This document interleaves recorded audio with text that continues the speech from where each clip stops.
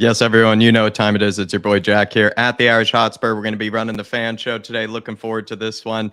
And we're going to be joined by Dave later. He's just doing a little bit of shopping and run a little bit late. And KPV, as per usual, needed me to cue that music. But we're getting started here, everybody. Lots to talk about. As I put in the title here, we are going to probably be talking plenty about Daddy Sarr. I do mean Papa Matar and whether he should be starting against Portsmouth. I'm pretty sure most people want to see the kid play as much as possible, but some might think perhaps it's rushing him into it a little bit too soon. He's done really well with these sort of kind of substitute appearances. Maybe you just kind of keep riding that sort of kind of a path about it, or that sort of strategy, and kind of getting him into the team and getting him some confidence. I actually think the start against a team like Portsmouth, especially at home in front of our own crowd, is probably the best way to go about it. Maybe not as much pressure if it were maybe over away from our stadium. And then would you send Bryan Hill on loan still? A lot of people probably maybe originally before the month even got started definitely would have sent, I think, the likes of Bryan Hill out on loan. But also when you look, oh, there he is, Davo. We were just getting started on Daddy Sarr and Bryan Hill Messi. We're still riding in the bubble here. Oh, perfect timing, Jack. I mean, my expert subjects lately. I was saying, Dave, that with, Papa Matar, Daddy Sarr, as he's being referred to, a lot of people probably want to start him against Portsmouth. That's what I kind of put up in the title here today. Should he start against Portsmouth? Is that the right way to go about it? I did kind of maybe offer just a bit of a devil's advocate argument here, where it's like, maybe it's kind of you just keep doing what we have been doing, which is giving him those sort of substitute appearances, have him maybe take 40, 30 minutes, maybe where he comes off the bench and is able to sort of, make an appearance or make an impact that sort of way, instead of maybe having the pressure of starting a game. I think maybe against a team like Portsmouth, though, at home in front of our own crowd, it's probably not too much of a risk maybe to start him in this one. But could you see any reason, Dave, not to start him and maybe have him, perhaps come off the bench or something like that? Or do you want to see Daddy Sarr start tomorrow? I mean, look, Jack, this is what I've been speaking about for quite some time. These cup games should be used to give people like Sarr, Harvey White, Gil more minutes. For me, I don't see why you wouldn't give these minutes. Like we've given senior players minutes before, and they haven't really took them in these games. They don't really want to be out there in these games. So for me, if you want to show progression and a pathway for some of these players, you've got to use these sort of games to play them. It's also at home as well. So, I mean, there's no reason why someone like Papa Matar should not be playing, Jack. Same as Gil. Interestingly enough, though, Stellini took the press conference today because Gianluca Vialli passed away, and he was very close with Conte. Conte didn't take the press conference today, but he was saying that Kane and Son probably will start tomorrow, as we've only got a certain amount of players fit, which I find interesting. Look, hopefully the plan is that they start, go out there, get the job done early, and then you might see like a Jamie Donnelly, Will Lancashire, players like that maybe come off the bench. Yeah, it's kind of interesting maybe that we would start with maybe stronger lineup up top, perhaps just kind of get it over and done with. Likely go against the Spurs narrative of waiting till the second half. Perhaps Conte wants to really get it done and over with in the first half. That way he can play the players afterward. We have some kind of comments to get through here, but we can also get Dave. Yeah, just before we get on to the comments, KPV in the comments said, Dave, what time you call this? I'm a busy man today, KPV. Like you, I'm busy, brother. Pedro Porro, Jack, just quickly, it's all reports out there that it's Tottenham's first choice for right wing back, etc., etc. But Tottenham don't know whether they want to go and meet the release clause for 45 million, which is what it's going to take. And then I seen Fabrizio Romano put out something that, Tottenham are weighing up whether they want to meet the 45 this January, but if not, summer's definitely a possibility. I heard the same about centre-backs. People that started the window saying, Tottenham are going to sign centre-backs in the summer. We can't afford to wait till the summer. We cannot afford to wait for the summer. I think we were rumoured to be putting in a bid of 30, 35 million, 10 million off a release clause. We've seen this before. Just go and get the job done, because what's going to happen is if we leave it any longer, there will be a club that will come in and then put in the release clause and put us under pressure on the deal. Pedro Porro wants Tottenham. We need him in. Go pay the release clause and get the deal done. No, it's kind of classic Spurs, and kind of from the Hitchin days, maybe leading and still into the Paratici days here, where it's underbidding for a release clause, like trying to maybe see if a team would, accept 5 million less. It really is quite shocking considering what other teams are able to do and just able to just sort of pay whatever the club wants and just sort of get it done and over with. And also, like you said, Dave, we can't really take our time here. We need these players in as soon as possible. It's a difficult January month that we're headed into. Some of the biggest fixtures of our season are basically in this January fixture in this month. We need these players right away. And Pedro Porro, like you said, he's probably willing to come to Spurs and he wants it to happen. And he's probably happier if it maybe happens sooner rather than later. Maybe wants to keep playing in the Champions League. He could probably fit into the system better than other players too, because he's used to playing as a right wing back.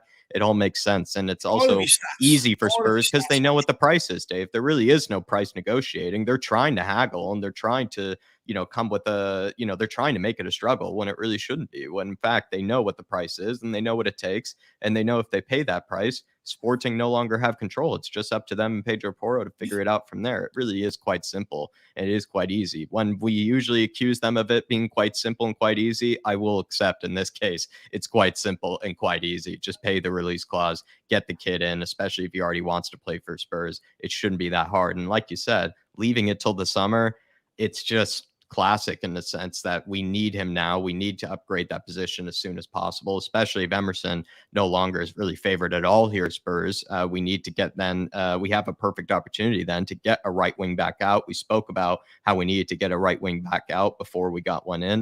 It just all is making sense, Dave. It's all easy, I think, to sort of go for some sort of swap deal here or some sort of get Emerson out, get whatever player you need to get out and bring Pedro Porro in as soon as possible. It really shouldn't be difficult for us. And then leaving it until the summer, I just think we'll be ending up in 7th, 6th place, at that stage if we're waiting till the summer. And who knows whether Pedro Porro would come to us then. Here's the thing as well, though, Jack. We can sit here and say we need to wait for a player to get out. But by doing that, they're not going to be in any rush to get out. Bring Pedro Porro in, turn around to either Doherty and Emerson and say, unfortunately, for your bad service over since we've signed you, and there's no longer any room in the squad. You will be just not registered to play. So it's up to you to find an agent. And I bet you like a hot shot, they'll be out of this club quicker than if the club are trying to sell them.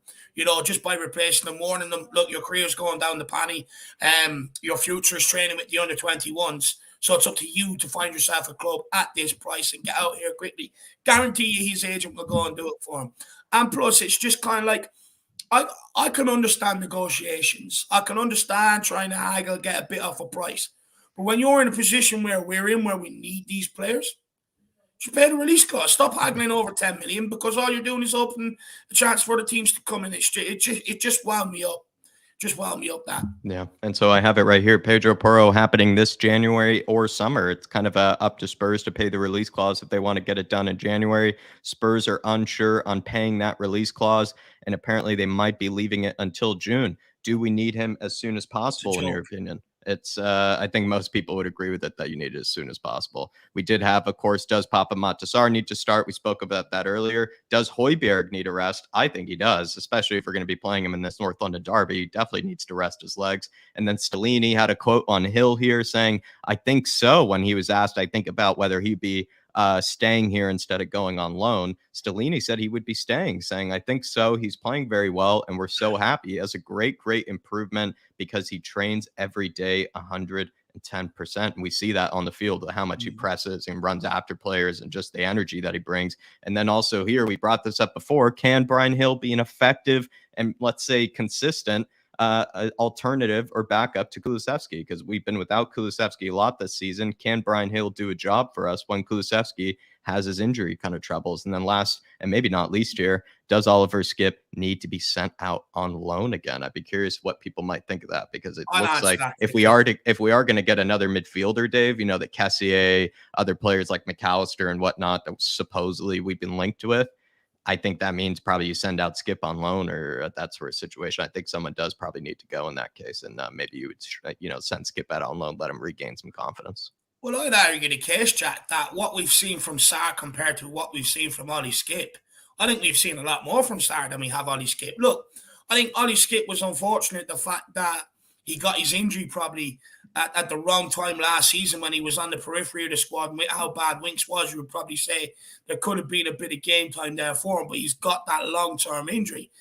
So you would say he's unfortunate in that regard, but it does look like he struggled to come back from it, Jack. And like, it was only last season. Some people were saying he's the best midfielder at the club, but I mean, it wasn't hard because there was no competition for places last season. Yeah. I actually think you're spot on, Jack. I look at him now, and I think he needs a loan. I think he needs another loan move because I just think Sarr is a bit more in his locker from what I've seen this season. And if we do bring in another midfielder, one of the two has to go. It could be Sarr because we might need to keep Skipp around for the English quota. But for me, I'd rather loan Skipp out and keep Sarr. I know the talent's there in Ollie Skipp. It just feels like he just needs to play more football in order to find it again, right? With these young players, often they can lose it and they can lose that confidence. And with losing that confidence, sometimes they lose a bit of that progression and that, important improvement that's needed. And I think you just try to get Skipp as many minutes as possible. And let's be honest, it's not going to happen at Spurs. He is going to play more of a bit part role this season and filling in when needed, etc. And if he needs to get that confidence back and go back to the Skipp that we saw under Nuno and saw in the beginning of Conte, who was a vital player for us, we need to probably send him out on loan again. And it could be to another Premier League club if even. Like, I think he can really pick his choice, really. I think anywhere he goes, he probably learned a lot, and he's that good of a player that I think he'll adapt just fine no matter where he goes. I don't really think he actually should go back to the Championship. That might even be too easy for him. I'll be honest, Jack. I don't know about you, but for me, I think he looks every bit of a Championship player. Wow. I think Paul Markey, if he's in here, might agree with you. I think he's said that before. Paul Markey, let me know if you want to send it back there. Let's get to the chat here, everybody, and let us know what you think of those kind of topics, let's say, for what we're going to discuss on the fan show. Adil Bukhari, Conte in, come on, you Spurs, and then Daniela Zito, Levy out, Enoch out, Conte in, come on, you Spurs. That's a definitely popular opinion there, Daniela. The common combo. George Hill, start Sarr, Hill, Messi, and Harvey against Portsmouth. Hill should absolutely stay unless he gets guaranteed starting time in the Premier League on a relegation side. What he did against Palace was unbelievable. And he says you can see him gaining confidence game in and game out. And Palace are no pushovers, especially at Selhurst Park. Big up, lads. Looking forward to another banger. Come on, you Spurs. Come on, here. Love you, George. Dave, do you agree with, maybe what he's saying here, that let's get back in our Hill Messi bubble here. Selhurst Park, again, not an easy place to have a performance like that. No, look, you would say Selhurst Park. I think many people would think Gil to be absolutely pushed around up there at Selhurst Park. It's a close pitch. It's cagey. The fans are noisy, but Palace are usually known as a very tough physical team, especially at home, hard to play against. I don't think anybody really gave him a chance going into that game, and he proved a lot of people wrong, in my opinion. And look, I think he deserves to go out there again against Portsmouth tomorrow, to be honest with you. And the reason why I say that is because I don't see him playing the North London Derby because Kulu will be back. I don't see him starting against City because Kulu will be back. So for me, give him the Portsmouth game and let him just build on that confidence. And hopefully he can grab a goal tomorrow, because if he does, Jack, honestly, I'm going to go crazy. Oh, absolutely. Tottenham Forever is in the chat as well. Big up, Dave and Jack. Appreciate you, my man. Good to see you in here. Dark Sun G, good to see you, Dark Sun G. Come on, you Spurs.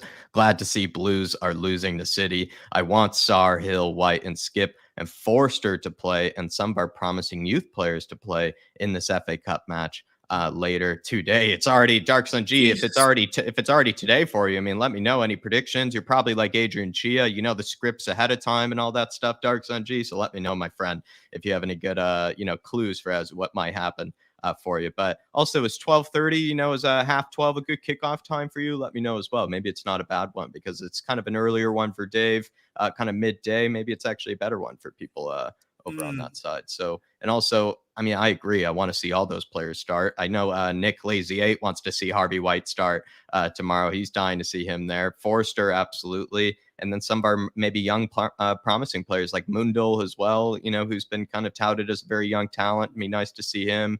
Alfie Devine, we'd love to see too, step into the team. Lancashire, plenty of players I want to see. But also, Dave, I mean, maybe a quick word to Dark Sun G about seeing Potter yet again, losing another game.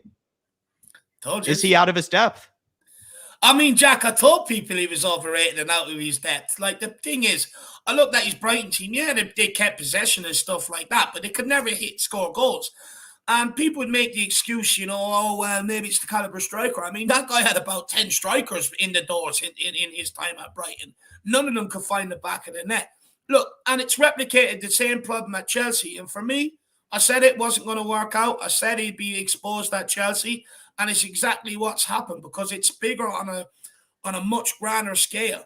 He's got the stylist to contend with before the game, make sure he looks right for the Sky cameras because he's a big club, all this sort of shit. For me, look, I called it. I knew it wouldn't work out. Some people maybe say it's too easy too early to call it, but I mean, Chelsea are having a miserable time right now, and I'm all for it. I'm absolutely all over it, and I am absolutely loving it.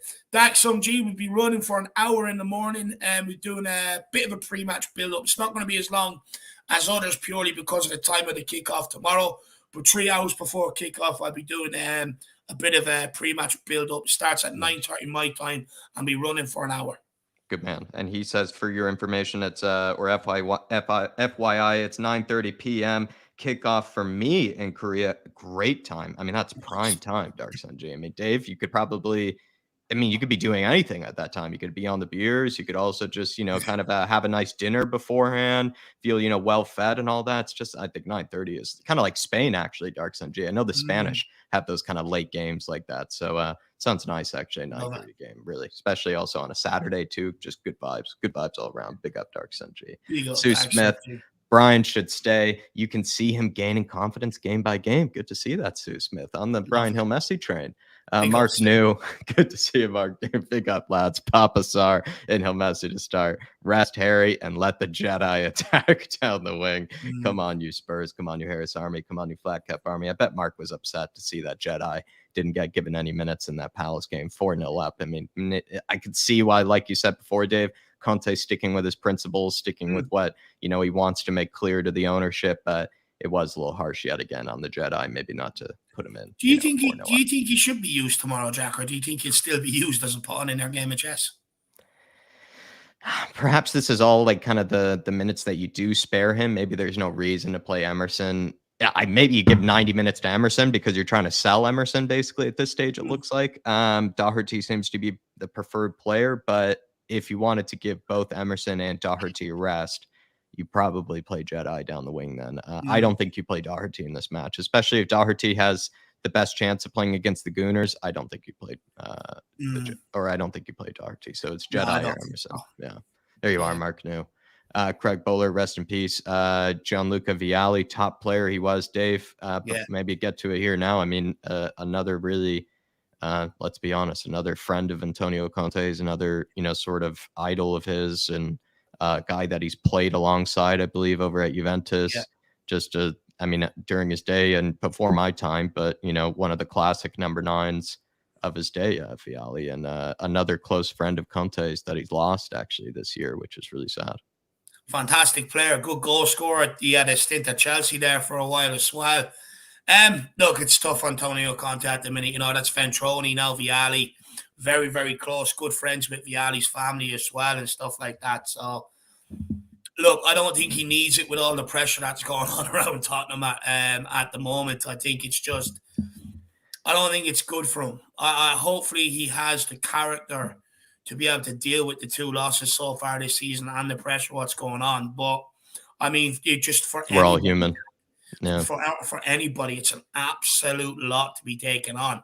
Yeah. But the board could be making it easier by just bringing in Pedro Porro instead of negotiating. Just make things a little easier. Make his life easier. Make his life a little easier.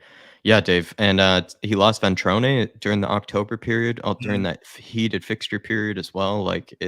And now he's lost Vialli during this month of January. You have to feel for the guy, and we're all only human at the end of the day. So he's definitely, it's just, like you said, doesn't deserve it. No one deserves that. Phil, big up, Dave and Jack. We'll pop on it in 20 minutes or so. Come on, you Spurs, Conte, and we'll get to it. Phil, we need you in here, my man. Savvy's in the house. I would start Harvey White. I know Nick would as well. Chris Agambar, big up, lads, and everyone in the chat. Good to see you, Chris. Really let me ask Savvy quickly. Yeah. I've seen a lot of mixed reactions from the friendly game he played against Nice. Now, me personally, I didn't think he done good whatsoever. I thought he was bullied off the ball every single time, but what do you make of his performance against Nice, Savvy? Look, I don't disagree. I think he should get minutes tomorrow. I think he should play. But just let me know. I'd just be curious to make it out. I want to know whether I was wrong or not. Yeah, I know what you're asking there, Dave. Big up, Savvy. And I think Harvey White, perhaps maybe we were too harsh on him on that day. Big up, Chris Hagenbar. DJ Samuel, good to see you in here. Good afternoon. Come on, you Spurs. We also have Dave O in the chat. Big up, David Jack, and all the chat. Surprising how simple a win can lift us like it all has. Happy Friday, Muva. Mucha Fudas. Muva Fudas, Dave? I think he wants to say mother effers, to be honest. He's trying to be polite about it. But Dave, look, I've made no secret about this. I told people I'm going to absolutely enjoy the win. Going to sit in my Gil Messi bubble for a few days. In fact, it's like that bubble football. Do you ever see the people in the middle of the bubbles and they play the football? That's what I'm like going around my apartment right now. It's absolutely brilliant, having the time of my life with the Gil Messi praise that's going on. But we're not out of the woods. We've got Arsenal. We've got 2 games against City. Fulham coming up. All tough games. And for me, you know, the Palace game was great. Win, enjoyable, perfect. I'm all over it. It's what we want as Spurs fans. But I'm not naive to know with some of these players in this squad that next week we could end up getting thumped 4-0. It's, you know, it's just the way it's been. Absolutely. Ricky Nato, evening, brothers. Yes, we should start the youngsters and some of the fringe players. We need our squad players ready for the North London derby. Come on, you Spurs. Hence why I said rest Hojbjerg, because Hojbjerg's not been playing really well of recent. Maybe he just needs a good rest. Like, he's not even near the pitch, basically. Let him even watch it with the wife and kids at home. You know, let him have a good rest. Exactly. Big up, though, Ricky Nato. Ricky's head is where mine's at right now. You know, rest him. Big up, David and Jack. Thanks for the invite. Big up, Rob. Good to have you in here, my friend. Always good to have you in here. Member of the Harris Army, and now you're official, brother. Alex McDonald, we need to shit on the players again before every game. Absolutely right. Get us started. Michael W. Sarr has to be started. He has earned it. Plus, Spence needs to play, or he should demand a trade, wasting talent on the Spurs bench. I had a bit of a take a while ago on a different channel where I actually did, when the beginning of the season, when people were a little confused why Pape Matar stuck around, I was like, the kid's a teenager. Like, I'm not really on this sort of like fast track trying to rush him into things. He's not even worn a Tottenham shirt before, Dave. Like, he needs to just hang around in London, learn from, you know, Hojbjerg, learn from Bissouma, learn from Bentancur, just embrace kind of, you know, the club that he plays for. Just, you know, stop shipping him out on loan. And he would even forget what club he actually plays for. And now he can see that this is the club that he has a chance of maybe one day being a top midfielder for after he's been given this little cameo and this opportunity. That's how I think you should do it. And sometimes you just don't need to rush into things with the young talent. You know, don't just push them too fast. And I think we've done it the right actual way with Pape Matar. Sure, he's been, you know, kind of a fringe player, but I think we've done it the right way, if you ask me. I think Michael makes an interesting point, though, on Spence, Jack. You know, I do think it's come to the point. Instead of using this guy as a pawn between the board and the management because it's wrong, you know, that this is 6 months of his career wasted that he's never going to get back because of it. Yeah. It hurts. You've got to look at loaning him out. Like, you can't stop a young lad's progression or his career purely because both the board and Conte are playing silly buggers with each other instead of just finding a way of doing it the right way. And I do think it'd be beneficial for him at this point to get out on loan. But also, we don't know how this is affecting the guy psychologically, because for all we know, he's putting it in training every single day. And then he's walking home frustrated. He's like, I can't play because I'm being used as a pawn for future transfer windows. And it could be him up here. And for all we know, we could have damaged that player forever. There's something to be said, Michael, where it's not good for Conte and it's not good for Spence. It's the only person that benefited from it was going to be Daniel Levy and Enoch, and that was sort of their transfer, right? And it's not been good for either of them. You feel bad for Spence and you feel bad for Conte because they don't seem to want each other. Which is a bad situation to be in. Mark P, afternoon, boys. Please, Conte, start Spence. Absolutely right, Mark. And it seems like that's going to be the big call, is that if Spence does not start, there'll be some upset Spurs fans. Sugar Pebbles 28. Hi, guys. Just want to say that I only subscribe to your Spurs channel out of them all because you guys are at least bias and negative hosts. Can't wait to start another fun chat today with you all. Really appreciate that, Sugar Pebbles. I'm a little harsh on Hugo. I'm also maybe a little bit too biased towards Gil Messi and Pape Matar and all those sort of players, but I appreciate it, Sugar Pebbles. I do appreciate it. It's always friendly in here. Always good and I friendly. want to know where the name comes from, though. I am curious on that. Sugar Pebbles, two random teams. Let me know where the name comes from. I think, have you ever had the cereal, Dave? Any Sugar Pebbles maybe reach the lands of Ireland? Do you know what, Jack? Is that what the cereal used to be called? Sugar Puffs with the Sugar Puffs, yeah, Sugar Puffs. I think there was a Pebbles version. Tony the Tiger, no, that's Frosties, but there's a Sugar Puff monster. I think there was a Pebbles version of the Sugar Puffs. I think, yeah. So I think that's where it comes from, and clearly an enthusiast. I think they changed the name from Puffs to Pebbles. Maybe that could be it. Peter, big up Sugar Pebbles, so appreciate it, my man. Peter Kipp, I'm tired of waiting for Son to come back. It's been a long wait. It's been a long wait. We'll get to Mia later. Afternoon, lads. Appreciate you tuning in as well, Mia. And also, we're going to get started, I think, with Ryan, and then Mia's up next right after that. DJ Samuel, Sarr, Hill, and White tomorrow against Portsmouth. Absolutely right. Ash Keggs is in the building. Antonio.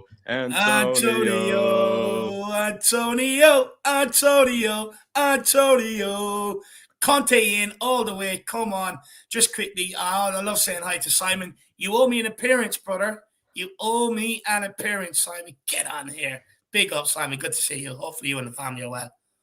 Paul Longsworth, do we want Porro as the number one option, or are we waiting for Dumfries? I would rather we go after Porro, if you ask me. I think Dumfries has had very mixed reviews on people, so I've seen. And also, not everybody seems to be fully convinced by him. And I'm not sure. I think I'd go with Porro. Seems to be more of like a common consensus of satisfaction with him. Someone is in the house tomorrow or never, in my opinion, says, I think when it comes to I'm not sure even. Maybe someone's just a little confused. Dark Sun G, I agree. Look at what we did with GLC, Winks, Reggie in the summer. We made them find a team to join. Sure, all three are on loan, so we can do it in January. I think Paratici I don't really understand that how it's Paratici's fault that he struggled to sell these players, because originally I thought that it was the case that because of Enoch and Levy that they put prices on players that are basically, almost kind of deal enders, that, they put too high prices, too high evaluations on the players. So it's been very difficult for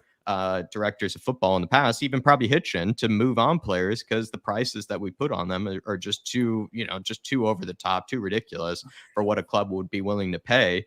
And I think Paratici maybe has navigated around that by just simply sending them out on loan to whatever club they go to, in hopes that they would play well, in hopes that they could actually convince that club that maybe it is actually worth, paying that price for him. And maybe he sent a bunch of players out on loan that we have to deal with later, but at least he is sending them out on loan, where I can't recall Hitch and Dave like always sending these players out on loan and just getting rid of them at all costs.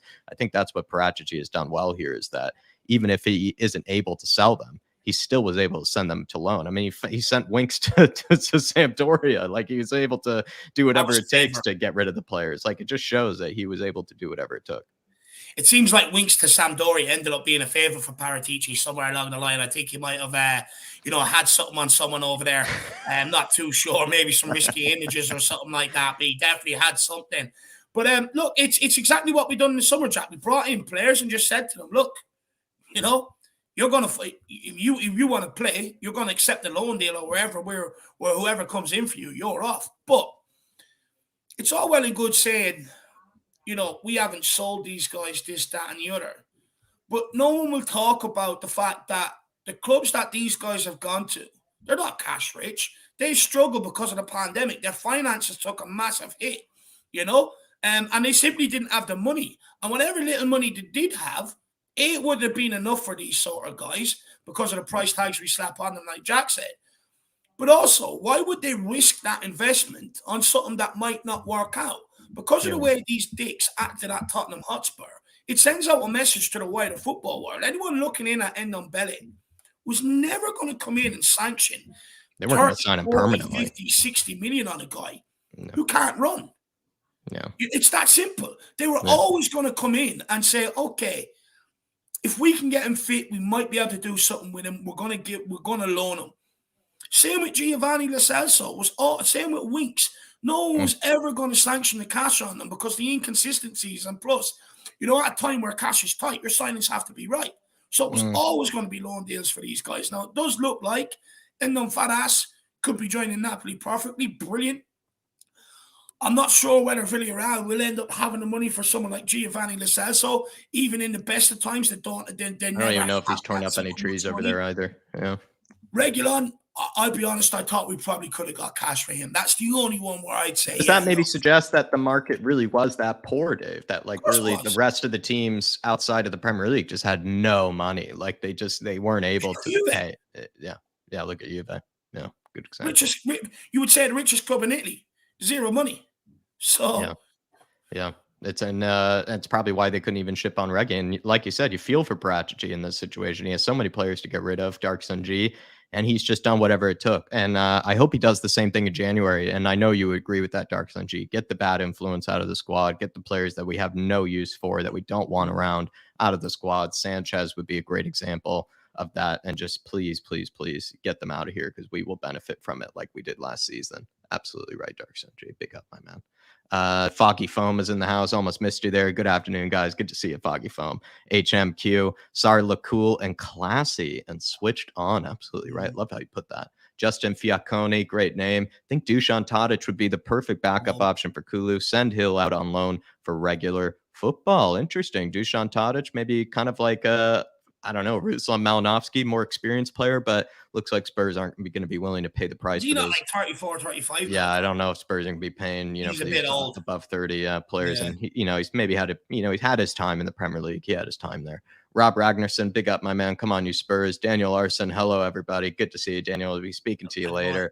Neil Shafton, big up, my man. Hill and Kulusevski, different players. Hill might actually benefit from learning to play wingback before next year. Hill could fill in for Kulu, but I think he's more of a distributor than a scorer. I think that's probably the reason he's so skinny, Hill Messi, is because he's so unselfish, Neil. He's all about creating. He's all about feeding others than he is feeding himself, maybe.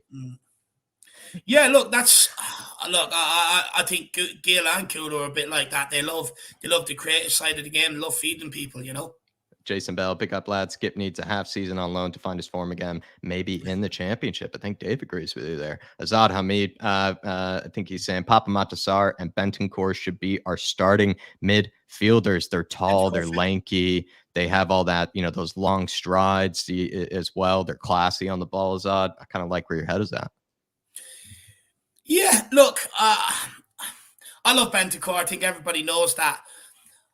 Look, I think Pape Matar is definitely pushing Hojbjerg for a starting spot once Bentancur comes back. In my opinion, look, I'm not getting into this hysteria about Hojbjerg right now. Everyone's up in arms about him. Last two games have been, you would say, shit. Even for the most staunch Hojbjerg lovers like myself and Jack, you would say below par, not Hojbjerg's performances. But like I said the other night, midfield is all about partnerships. It always has been and always will be. Hojbjerg alongside Harry Winks looked absolutely... In fact, it was that bad. People were questioning whether Harry Winks was better than Hojbjerg. But, when you've got a player beside you who just... You're not in sync with that. When you press, they press. When you're on the ball, they're dropping to give you an option of 5-10 yards away. If you don't have a player in sync with you, it really does start to affect your game. If he misses a tackle, you're then all over the place because you're trying to cover his side, your side, etc. So it really does mess up your game. But when Bentancur and Hojbjerg struck up that partnership, absolutely wonderful. Now he's back in there with Skipp at the moment. It hasn't looked so good. I even go back to when we had Dembele and Munyama. Once one of them were injured or were not playing, you put Winks in there. We didn't have as much control in the midfield, and it's just that simple. Partnerships are important. Yeah. I like how you put that. Big up, Azad, and I'm with you. I think I like where your tastes are in midfielders, my man. You got good taste. Big up, Godfrey Drummond. The Cowley brothers have been sacked, so Pompey might come right out of the traps from the word go. It might be tricky early doors. Yes. They lost their manager. New manager bounce could be happening maybe there, but it is away from home for them, which is tough. I would say if they were at home, you would think there would be definitely a big new manager bounce or, manager sacking bounce sort of thing. Yeah, no, it's good that they're sacked. Love the scout report. Yeah, love it. Big up, Godfrey. Big up, my man. Zoe in here. Big up, boys. Love a good FA Cup weekend. Definitely, Zoe. Get the IPAs out is what I would say for the FA Cup weekend. Hennessy afternoon, ladies and gents. Get the Hennessy in case it goes wrong. Big up, my man. Get that cognac out.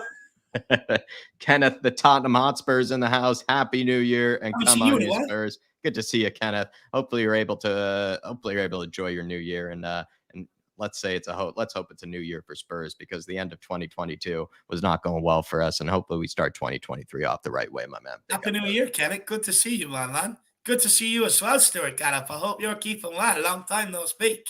Says afternoon, lads, just completing on a house buy. The address, Tottenham Place. Call on you, Spurs. Well, Stuart, enjoy that, brother. Enjoy it. Classy You're doing something address, right in life. Classy address. Very classy. Very nice. That's nice. It'd be like living on Fifth Avenue, honestly, kind of name. Brian Dempsey. All right, boys. I agree. The release clause has to be met. That clown Levy sets release clauses for our players and doesn't budge. We need players now. Intent has to be made, or Conte will walk. Yeah, honestly, let Levy. Levy's got to realize that sometimes he's got to play by the other rules, play by the other people's rules as well. He forces them to play by his rules. Why can't it be the other way around? He always seems to want his way when it comes to these sort of deals. You're absolutely right, Brian. We do the same thing to other clubs. Why can't we just pay the clause? Exactly right. Exactly. And this is the thing, though, Jack. Right? Big up, Foggy Former Swag. Good to see you, brother. Hope you're keeping well, my man. But Jack, this is the thing. It's like most other windows, I can understand sitting there negotiating, trying to get some money off it, whatever else. But in a time of need, just meet the release clause, get them in, right? Yeah, I agree with you. I agree with you, my man. I agree with you. Chris here, becoming a new member. I think he's also as well 18 months, Dave. He's been a member. Chris has. I mean, absolute dedication. And one of the, you would say, founding members of this fan show, basically. The guy that sort of built these up from the very beginning, Chris. And I know Chris these days. All the time. He loves them. He's the man. He's actually the resident comedian of the Harris Army as well. But Chris, I just have to say, my man, whenever you feel like coming back, and we can avoid the L word, we can avoid talking about Lloris. We can avoid talking about Lloris if you don't want to talk about him, my man. Don't worry, we can talk about whatever you want to talk about these days. But big up, Chris. I'd appreciate your support, my man. And welcome to call me a Winks lover for 10 minutes if you like, Chris. Fully welcome to do it, my man. It's your time. It's your time to shine. Big up, brother. Just gonna catch up here, making sure. Don't forget your favorite player, Winks. See, I didn't even know. I knew it was in there somewhere, Chris. I knew it was in there somewhere, my man. And we also have Amir Sardar in the house as well. Dave, big up David and Jack and everyone in the chat. Let's hope we go out and smash Pompey tomorrow. Come on, you Spurs. Amir, absolute legend. Yeah, Dave. Legend, Jack. I'll be back in 2 minutes. All right, I just have to. There's something down at the door.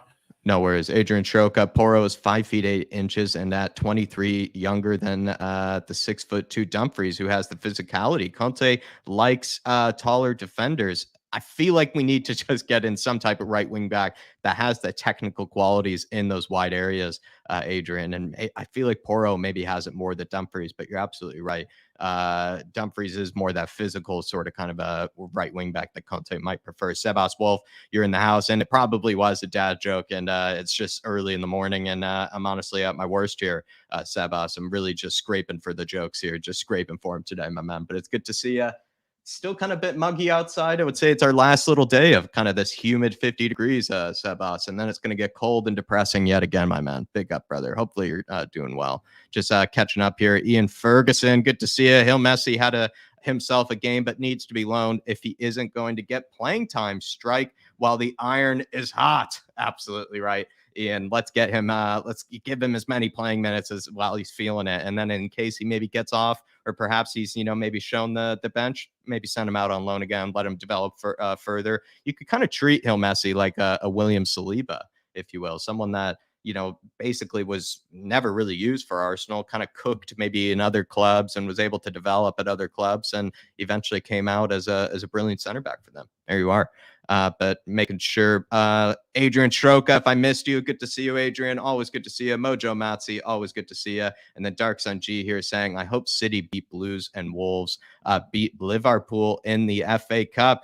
Are they playing each other again, City and Chelsea? I didn't even know that, actually. Let me check up on that, Dark Sun G. So they're going up with a doubleheader against each other. Very, very interesting. I thought both teams were actually quite poor, Man City and Chelsea. I wasn't too convinced by Man City. Wasn't too convinced by Chelsea. Neither of them really looked that great. City probably deserved the win, but Blues were definitely rattling the post a few times. Hit the word work as well. I don't know, but not a big mistake from Kepa, you could say too. A mistake we've seen Lloris maybe make a few times. So I don't know, Dark Sun G. I'm not really sure who I want to win in that one, but maybe just continue the Chelsea misery and have City beat them. probably right. Wolves and then beating Liverpool, exactly what you want to see, and maybe more sitters missed for Nunez. Steve D, the arch nemesis in the house, big up, my man. And Dave isn't here to say it and to greet you, but good to see you in here, Steve D. He'll be back later.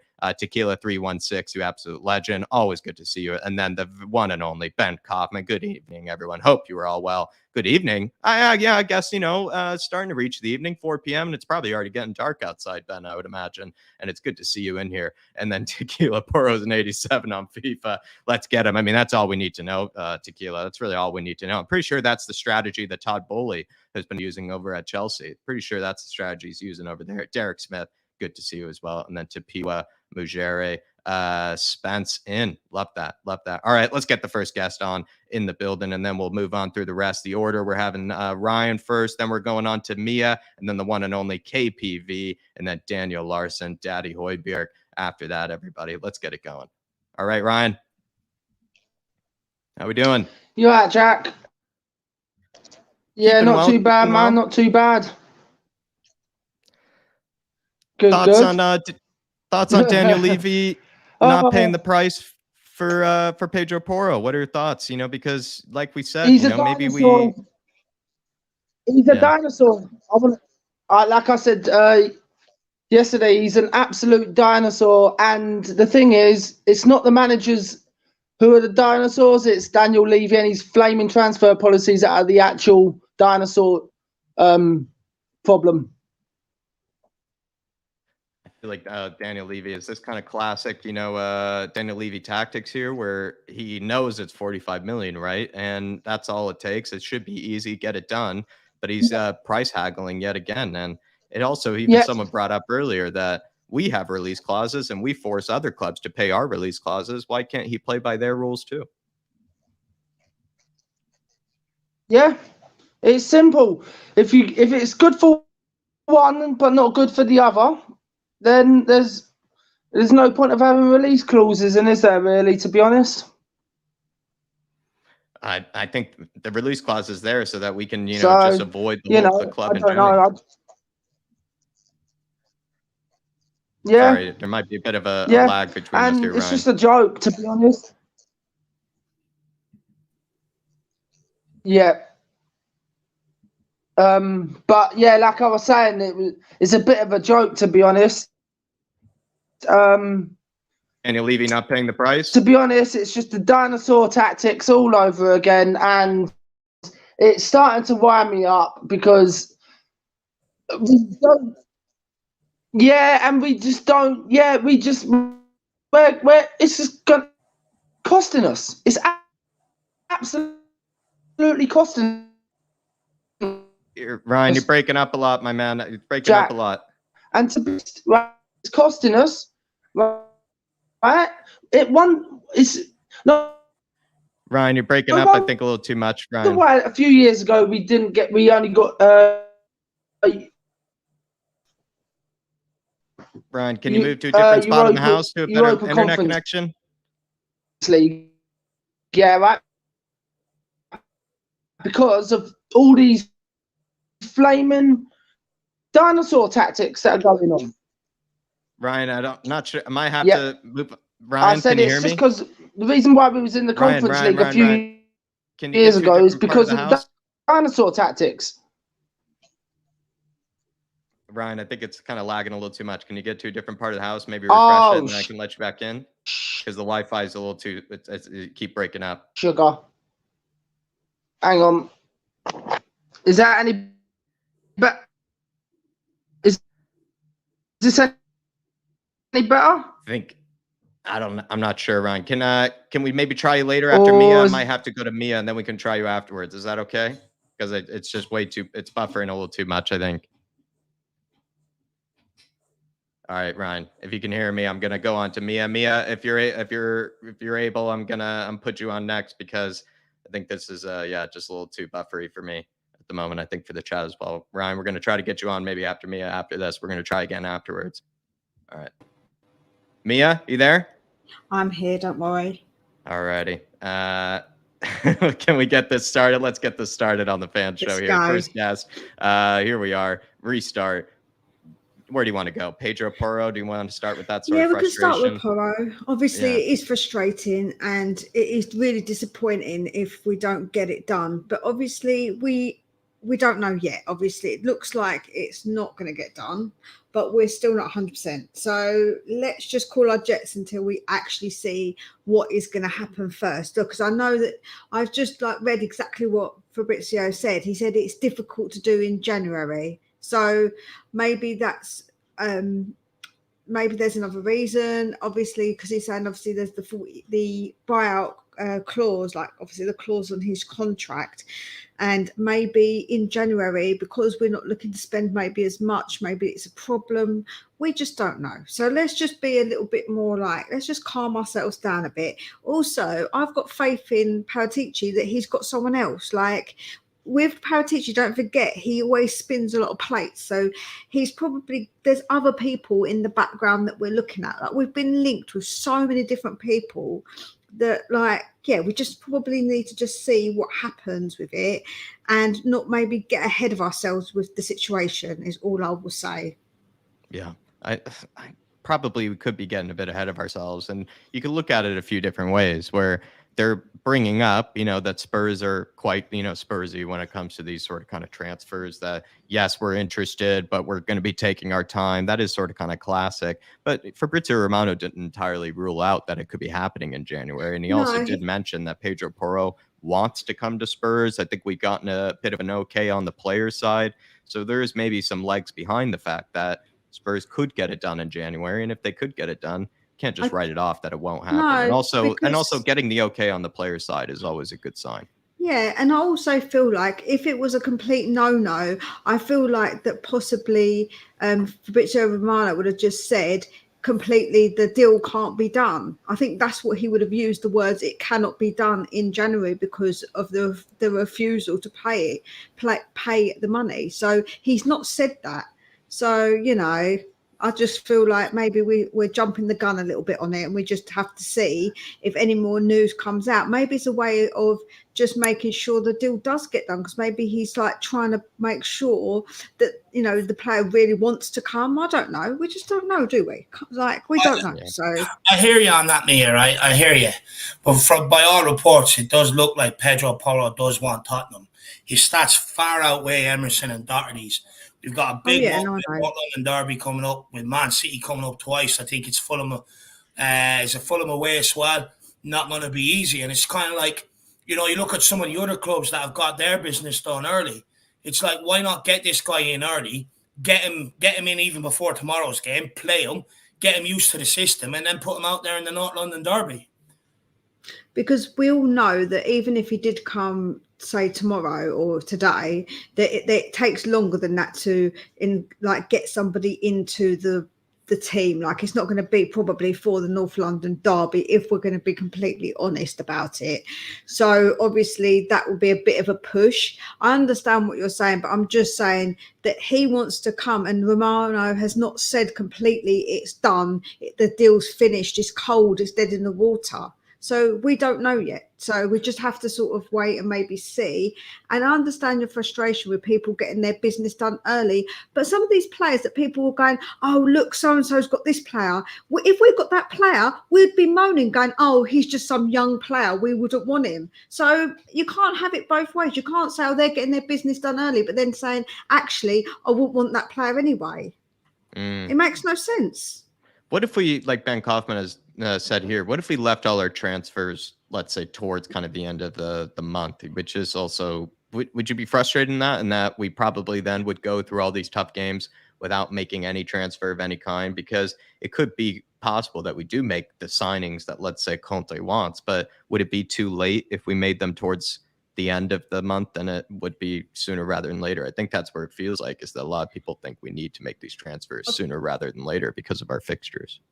Yeah, no, of course. I do think obviously we want them in sooner rather than later, 100%. Like everybody wants that, or but sometimes it's just not the way of the world, is it? Sometimes the deal can't get done, or there's might be an issue with something. I don't know. Like there's all different aspects to a transfer. I know everyone's saying, well, this team are getting this done, but obviously as well it could be different situations for different players, and I do understand it is difficult. I think one of our games for Man City is in February, if I'm not mistaken. I'm sure one's January and one's the beginning of February, isn't it? So we could still have a player in for that game that obviously makes a difference to the team. So obviously that's a hard game that we're going to have to play, but we've got many more games to play after January. So I'll be happy just to get some players in that Conte wants. That's, to me, that's the most important thing. I want Conte to get players that he wants in. If he wants certain players or certain positions, then I want him to be backed fully. And if he's not, it's on the board and it's on Levy for not doing that. Like 100%. Like I will not obviously I'm not silly, and I might just be, people might think I'm overly positive, but I'm a kind of wait and see kind of girl. I don't like to jump the gun. I like to see things from maybe a bigger perspective, and sometimes think, right, let's just wait and see what happens, because I don't want to sit here and go this and that and this is going to happen and this isn't going to happen, and then it happens and then I look stupid. So I'm not going to do that. I'm going to just sit here, say, let's see what happens. And I want players in, and I want them in as early as possible. But I also know that transfers don't always work like that. There are many times where people go to get transfers done and it don't work like that. There's not just us in the transfer market as well. Don't forget there are other teams as well looking for players, and they don't always get their players in early doors or straight away either. So I think people come from it from a perspective of just Tottenham and thinking, no, it's just us, but it ain't. Here's the thing, though, me. I agree with what you're saying, but we've had an unusual period where we've had the World Cup. So you'd say there's been about, just over a month and a half before the January transfer window. And it's kind of like, from my perspective, it's like you could have been working on these deals back then. You could have got Conte to sign a contract. We haven't done any of it. And I think that's where the big problem and the concern comes in for many. It's like you got a month and a half that you usually get every other season to get this shit sorted out, to get it done early, to put this back in the right direction. And it's kind of like they haven't done any of it.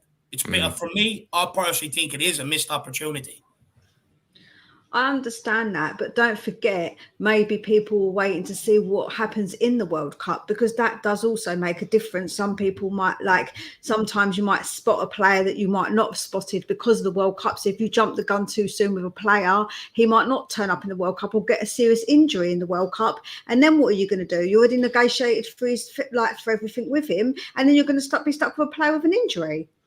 Yeah. So do you think with Porro being kind of the one that we're most heavily linked with is a right wing back, what would you, let's say, sooner rather have right now? Like, what would you want to have at your doorstep tomorrow? A right wing back or a center back?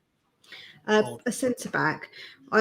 Obviously a centre back for me. But the problem with that is that what I want and what I think's right for the team might not be what obviously Conte sees, and he sees them players every day. And I know we all say about Dyer, and obviously he is appalling, but we don't know, do we, what's going on behind the scenes. So I want a centre back, but obviously I want whatever Conte wants, basically. So what I want, me personally, I want to send Dyer to the nearest clown classes, because that's where he belongs, in the class somewhere with a bunch of clowns, and obviously get rid of Sanchez because he belongs with all the strippers dropping to the floor.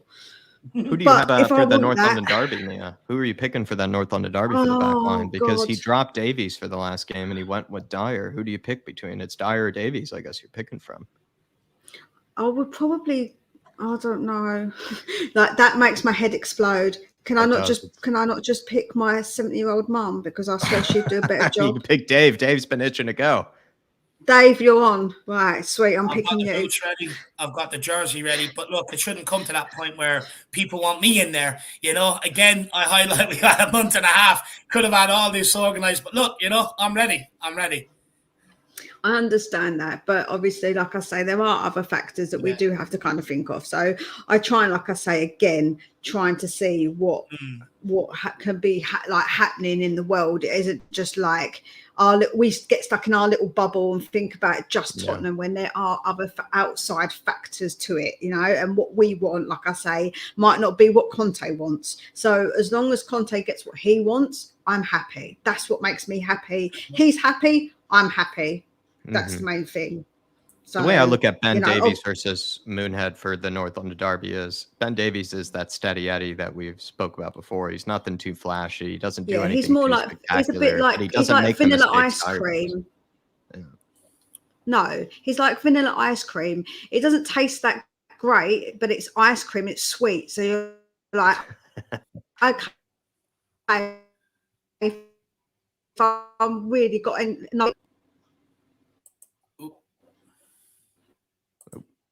Oh, you there, Mia? Yep. Can you hear me? It's gone. I can hear you now. Yeah. Is it okay now? Vanilla ice cream versus Moonhead flavored ice cream. Start going laggy. Moonhead ice cream would taste really disgusting, and it would just be absolutely useless. It would be all melty and horrible. It just wouldn't be like real ice cream. Sounds like we're going for vanilla vegan. Then in the North London It'd be like Derby. vegan ice cream. Yeah, I think I prefer the vanilla. Joe, I said about him yet last night. He's a bit like vegan mince. It's like someone's like a bit like vegan mince. They've got the meat, but it's not really meat. It's like fake. So he's like a fake defender. And looking into the FA Cup game tomorrow, Mia, I mean, who do you want to see start? There's been reports that Kane and Son will play. Does Gil and Skipp deserve another start? Maybe Pape and Matar coming in there, Harvey White, even Alfie Devine. You know, what do you want to see tomorrow? Joe, what? I'm in two minds about start a stronger team and then obviously then rest them once we've done the job, or we could start the week like the younger team and then obviously bring on anybody in case we need them. So I'm not sure what he's going to go for, but obviously Hill has to start because we've got nobody else. And I think Sarr deserves a chance after the other day. I think he played really well. So I do think he deserves a chance, definitely. I would love to see him to play more and to start as well, to see what he's like to start a game because he hasn't done so yet. So I definitely would like to see him start to see how he does. And I really did like him. I think he's very promising. Is there a bit of pressure on Hojbjerg right now, would you say? Maybe even coming from a Pape and Sarr? It's difficult with Hojbjerg because I think Hojbjerg is a different type of player than Sarr. And that's why actually I quite like him. And I think that if we keep Sarr, I feel like Skipp's the one that might be either go out on loan or sold, because I feel like Skipp is probably a bit too similar to Hojbjerg, where I think Sarr is a slightly different midfielder. And obviously you've got Bissouma as well. So I feel like we're a bit kind of overcrowded in that position, but not Hojbjerg, I don't think's got a problem. I think it's someone like Skipp. I think Skipp's more likely to be like outed for Sarr, because I do think Sarr's really promising. I do like him. I saw him when we saw that little cameo the other day. I thought he did so well, winning the ball back. He's confident, he's big, but he's also agile as well. He's quite an agile player. Plays very positive, I think, too. He does a lot of sort of kind of progressive, kind of things that we like to see, in midfielders as well. It's not sideways. It's not, kind of reluctant to turn. He's happy to, turn his man and try to get the ball going forward and everything. It's just good things to see as a midfielder. Just another question, though, Mia, where do you kind of, with tomorrow, you mentioned Ollie Skipp, right? Dave is kind of maybe losing that fire, that sort of passion for Ollie Skipp. He's kind of starting to become a bit skeptical, like other people have, of Ollie Skipp. Would you send him out on loan / do you maybe think he is a bit overrated, or I don't know, just needs actually more time? Well, I don't know if he's overrated, but I just think that he's had injuries. And I think in a team like Tottenham, you haven't got time to get yourself back into form, because we're playing so many games and games that are high, not high risk, but high intensity, and obviously games that we need to win. So we haven't got time to put somebody who's unfit in there. So I think that's the biggest problem with Skipp. I think because he's had those injuries, his form has dropped off, and we need someone in there that can do a job. So we haven't got time for him to just, get better, and he won't get better until he gets time. So we haven't got time. So he needs to go somewhere where he can play and maybe get his confidence back up, get his fitness back up. I do think that. I think that he's probably the sacrificial lamb in this situation, because although he's going to be the England quota, that's the other thing. It's the English quota that we've got to think about. But I do think that out of anybody, he's the one that probably needs to be gone somewhere else for now. It is hard to get rid of Skipp because he fills the homegrown quota from your own academy as well, which is a hard one. I would also add that, he doesn't have too long either, because you've got the likes of Alfie Devine, Harvey White on the periphery as well. So he doesn't have too long. He can't live on that English quota, a bit like what Wink's done for 4, 5, 6, 7 years. He doesn't have time to live on that. So it'll be interesting to see what happens with Skipp. I think if we don't sign anybody, I think he will be kept around. But look, let's wait and see what happens. But Mia, let's plug this channel. Spurs Between the Lines. What's it about? It's just about me giving my opinions. Obviously, I'm quite a straightforward person. So if you obviously appreciate that, I don't go around the houses with things. I just say it how it is, or how I think it is, obviously. I like to hear other people's opinions as well. So I'm always open to people's opinions. I've got 72 or 73 so far. So I'd love to get to 100, because 100, I'm going to do my first live when I hit 100. Love it. So I've already sat and thought about that. I thought I'll do 100. If I get 100, I'll do my first live then after that. So I'm trying to work my way towards that. And I just keep putting out regular content. So if you can just watch it, like it, and obviously share it, obviously it's really good for the algorithms and whatnot. As you're trying to start a channel out, it's obviously not easy. You have to try and really put out all the content and get people watching it. So it can be quite difficult. So I'm trying my best to put out regular content for everybody as well. And as I say, I'm quite a direct person. So if you want short videos that are direct, you can listen to them in ×2 as well. So that's even better, because it's even shorter then. Because I listen to everything in ×2. You're efficient. You're efficient. Yeah, I don't listen to things in ×1. I've got no time for that. I listen to everything in ×2, unless it depends though. Sometimes Scottish accents and the Geordie accent, I can't understand in ×2. Apart from that, I can understand most things in ×2. Even my children say to me, "Mum, how can you understand them in ×2?" And I'm like, because I can. Because I've trained my ears to just listen to everything in ×2. Love it. Love it. Well, everybody get over, check out Spurs Between the Lines.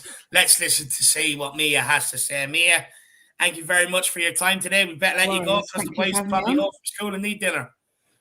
Yes, they do need dinner. These little rat bags, they need feeding, It's unfortunate. Appreciate getting us started. See you, Mia. See you later. Bye. See you later, Mia. Bye-bye. Love it. Absolutely love that. Good call in from Mia. Big yourself up. Daniel Sandoval, RP Vialli, big yourself up. Good to see you in the Spurs bench. Come on, you Spurs. Great to see you in, my man. Kane's 02 says, no Sean today. No, look, me and Jack do all the fan shows, my man. We're not going to draft Shawnee into that. Scran, myself and Jack will do them all. He should be on for the watch along tomorrow. After Ringham, actually. After Ringham. But big up. We've got Vernon Francis says, Porro release cost is 45 million. Levy is offering 30 million. If the release cost was 60 million, Levy would offer 45 million. Levy is a clown. I mean, look, this is my problem with it, Vernon. It's kind of like, we need the players in now. And instead of making life hard on ourselves and open it up for anyone else who may be interested to swoop in, a bit like what Arsenal done with the Mudryk situation, pissed about, allowed Chelsea to start coming in on it. It's kind of like, get it done, get it over the line, get it in, and then we can just work on the next target. Makes everybody's life so much easier. Makes Tottenham's life easier. Makes the fans' life easier. It makes Antonio Conte's life easier. Makes the players out on the pitch life easier. Just get it done and get it in. Yeah. Stop pissing about over 15 million. Now's not the time. When you've got a perfect squad and you just want to add to it, then you can piss about. When you're trying to build it and it's at the state ours is in, especially with all the injuries we have, we need all hands to the deck, all hands to the pumps. So get them in and let's just get it done so we can get on to the next target, my man. That's where I'm at with it. I do get annoyed with this haggling over a few million on a release clause. I know there is, like Ben Kaufman said, there is something where Man City, I think, have a buyback option, that as well. Me personally, I don't see Man City taking up that buyback option, but look, for me, just try and go and get the deal done. And go and get it done. If Man City take up the buyback option, he decides to go there, fair enough, but at least you can say, we went to try and get the deal done. So let's go and try and get it done. But big up, my man. Just quickly, Jack, no, this isn't going to help any Spurs fan out there, but Chelsea have signed Andres Santos, youngster, paid 12.5 million, brought in from Fasco. You love youngsters, Jack. Do you know anything about him, no? I think this is some Brazilian kid, some Brazilian talent maybe that they signed.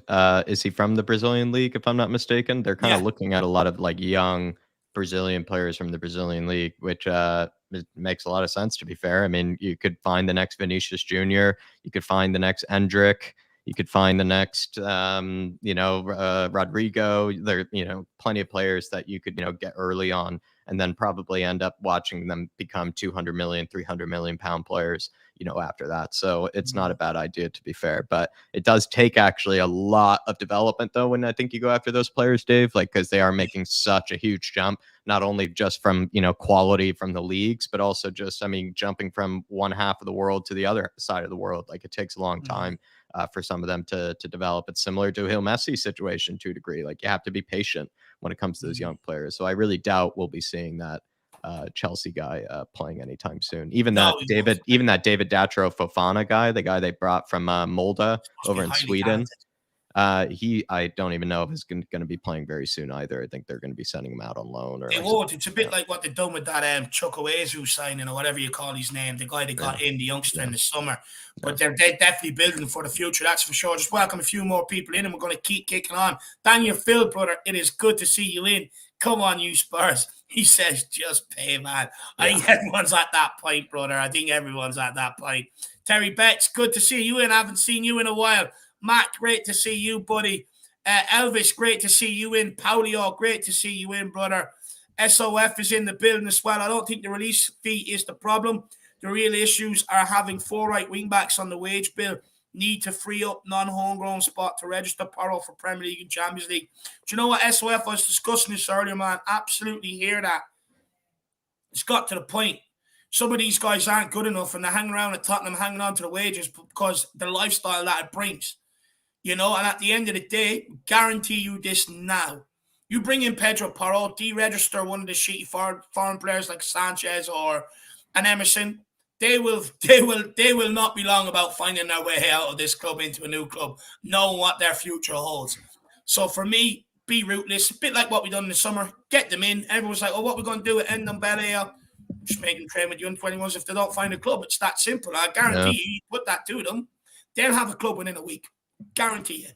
Yeah, completely agree. And SOF, when it's a release clause, when there is a release clause, it's quite simple. It's not really in the case when you have to sort of kind of go back and forth between what the evaluation is and do that sort of price negotiation. When it's a release clause, you just know what you need to pay. It really isn't much, more complicated than that. You just know what you need to pay. It's that simple. That simple. But look, let's keep moving, Jacko. Who we got next? You're in control of this one today. You were here before me.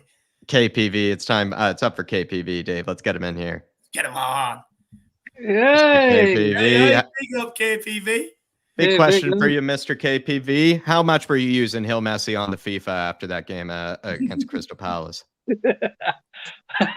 Come on, a few hours, maybe Messi career mode? Yeah, probably, yeah, something like that. I used him, man. He scored 10 goals for me. So good. 10 goals. Use him against Benji next time. Yeah, I haven't played Benji yet, but I still want my rematch. So anyway, Dave and I haven't had our match for over a year. We still haven't played yet, my man. Do you know what, KPV? I actually haven't got the online for the new Xbox. I'm going to get it, and I'm actually going to make it my first point of call. The only thing is, though, I don't want you blaming me using dodgy controllers like you did to Ben.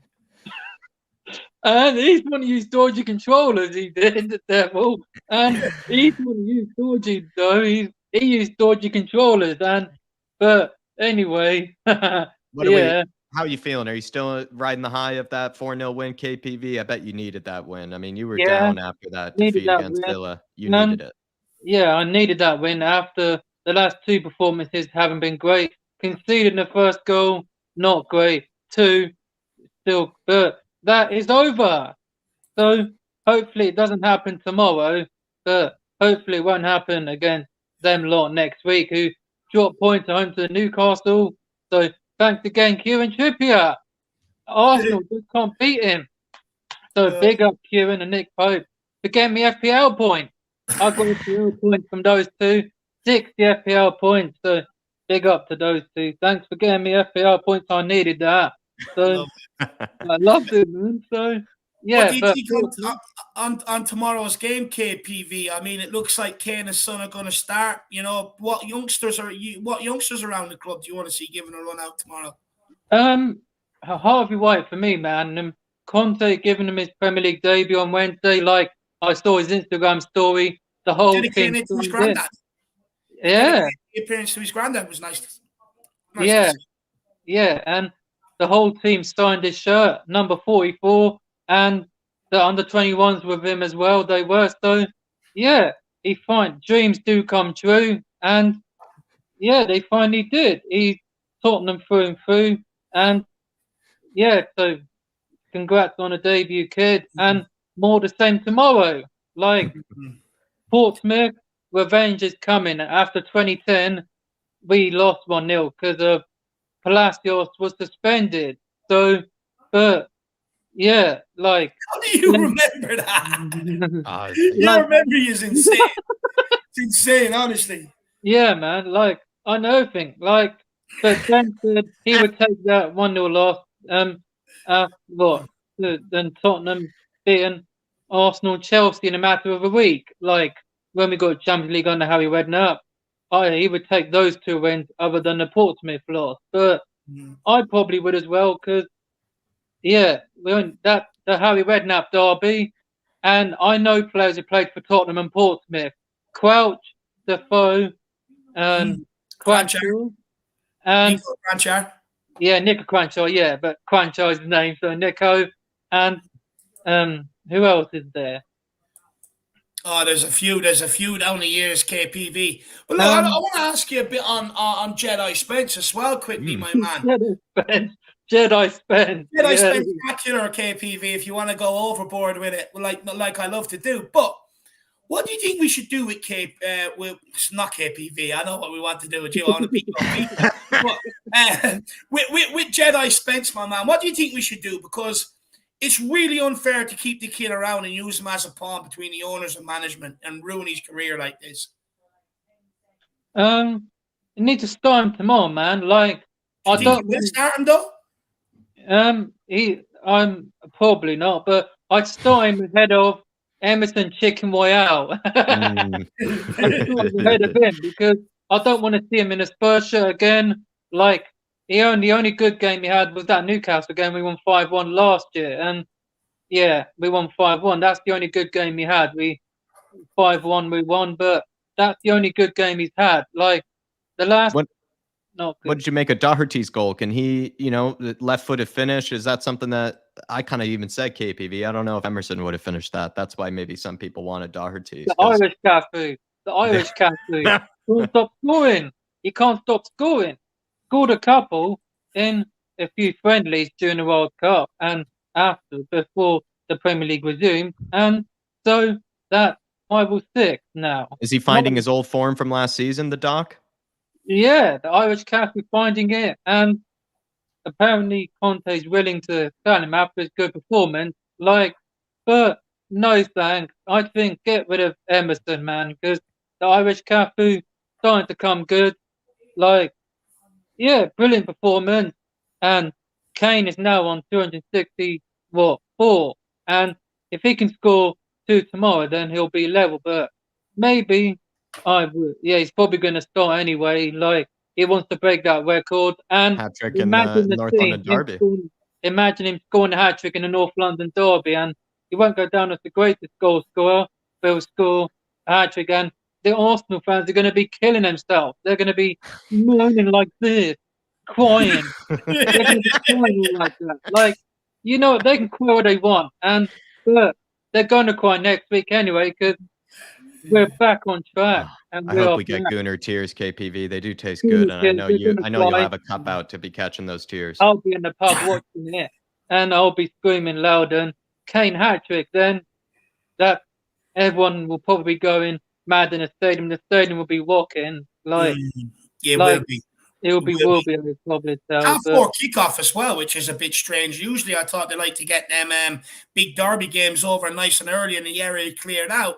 So hopefully it suits us. I don't like them early kickoffs for shit for early kickoffs. So hopefully it does suit us. But KPV, Daniel Field, he's talking about Gil's loan being blocked. I mean, what's your thoughts on that? You happy to keep Gil around? Have you seen enough from the guy, or do you think he should be sent out on loan? I think it's good to block because them links with the Marcus Edwards Academy, like like the links with him, like apparently Port Lisbon has said the double will pay for 75 million for Porro and Marcus Edwards. Like, So do you think the Porro deal then is stalling because we're trying to get a double on it with Marcus Edwards? A bit like what Gary Wellesby is put in here. Very good comment, maybe something I didn't think about, because we have seen links to us and Marcus Edwards yesterday. Yeah, like Poch only gave him 1 star, and then we sold him to Victoria team. They were, I don't know what league they're in, but Victoria Portuguese, yeah, and scored against the Arsenal and like a couple of seasons ago. But he is brilliant, let's be honest. He's doing good in Portugal again, but some people think they don't want him back, KPV. What would you say? Like some Spurs fans don't want Marcus Edwards back if they had the chance.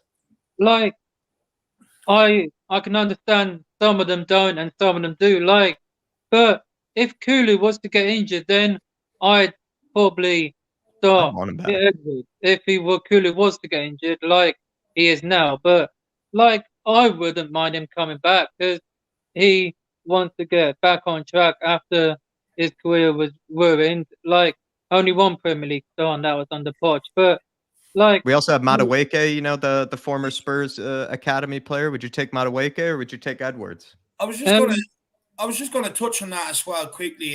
Sorry, KPV, to cut across you. Like this pathway for youngsters into the senior team has been a real problem for some time. You know, we were linked with Noni Madueke there last summer, thinking, you know, what Spurs are looking at and might want to take him back. Same as Marcus Edwards, this, that, and the other. And it's kind of like, we shouldn't have to be shelling out transfer fees on these guys because they were a product of our youth development. But these guys are backing themselves. They're leaving. In Noni Madueke's case, turned down a contract, backed himself to go and play first-team football, and left. And this has to stop because we're in the same position now with Jamie Donnelly's father tweeting out the other day. Basically, why would youngsters come to this football club when there's no pathway? Even when there's no attacking options on the bench, these guys can't even get onto the bench. And it's been a long, outstanding problem at Tottenham Hotspur, this pathway for the youngsters. Yeah, this needs to stop. Like, I don't understand why it's going on like this. Like, they can't even get on the bench. Like, HW came through the academy. HW in the Don't mention his name. Don't set me up today, Kyle. Kane came through the academy though. Kane did, 11 years old. Like, and Ollie Skipp did. What's your opinion on Ollie Skipp right now, KPV? David here, he wants to send him on loan again. He thinks he needs to go back to the championship, or do you think Ollie Skipp should stick around? Championship. I'd probably send him to Session, go to Germany on loan. Like, he went to Hoffenheim and done pretty good, and didn't came back. Any good though, did he? He's still as bad as ever.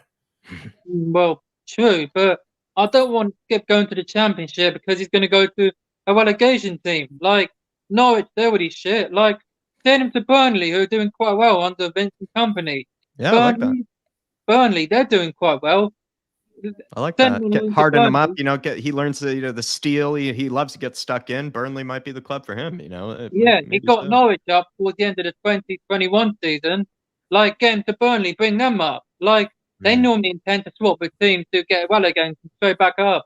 Fulham and Norwich always swap. So go to Burnley on loan and bring them back up. Then get your thing back on track. But yeah, maybe I send them on loan to Burnley as a championship team. Who I like that destination. I think Burnley, that's good. yeah, well, send them to Burnley. Anyone? One last question for you as well, KPV, is Son has opened up on the face mask saying that at times he can't see the ball, this, that, and the other. You know, what do you make? What do you make of that? Do you think now just ditch the face mask, just go for it, fuck it? Yeah, like ditch it, man. Or with all the money that's in and around Tottenham Hotspur and the money that's in football, you think they could find a face mask that like it could work for them, no?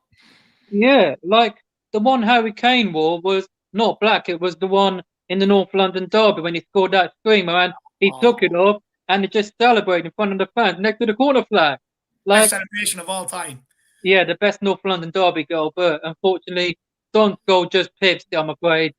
Like the one when he scored that screamer when there was under Jose, wasn't it? Yeah, under Jose. So maybe get that one, but maybe just get rid of the mask and you can see the ball properly. You can see the ball. Like Batonga wore it against Ajax in the second leg in Amsterdam after him and Toby clashed head. Like I feel like someone's got to wear a mask in the North London derby though, because I like a celebration when people throw off the mask. It really adds to the celebration. So maybe Kane can wear Sonny's mask. Yeah, Kane done it, and then I believe the Liverpool game he didn't wear it. We drew 1-0 there under Poch, and he couldn't see properly, but maybe he must have had an injury or something. But maybe just scratch the mask, kiddo. Don't wear it anymore because you can't see the ball. Like, get rid of the mask and you can see better. I would never wear a mask like that. Like, I would probably have at least something else on. I know. You don't want to channel your inner supervillain, maybe, KPV? Like a mask like that. I wouldn't see the ball. I wouldn't know who's going to pass. Like Ronaldo, like that. But yeah, I want to wear something better. Score prediction for tomorrow. What are you thinking? There's no Dane Scarlett, so they kind of are. They're without one of their strikers. So how do you think it's my going to go prediction? I said on my Tottenham TV. I'm going Bob Spur score 4-1. Love it. 4-1, man. And clean. I want a clean sheet, but I don't think so. But like, I hope I'm wrong. 4-1 still. Like, Kane's going to score 2 and Son as well. So. Hopefully, Kulusevski should be available. We'll have to wait and see if he is tomorrow. But yeah, 4-1. And let's get revenge because those lot are getting their asses whooped tomorrow. Pompey, So come on, boys. Don't let me down. We won 2-0 at Palace and get a win tomorrow. 2 wins on the trot.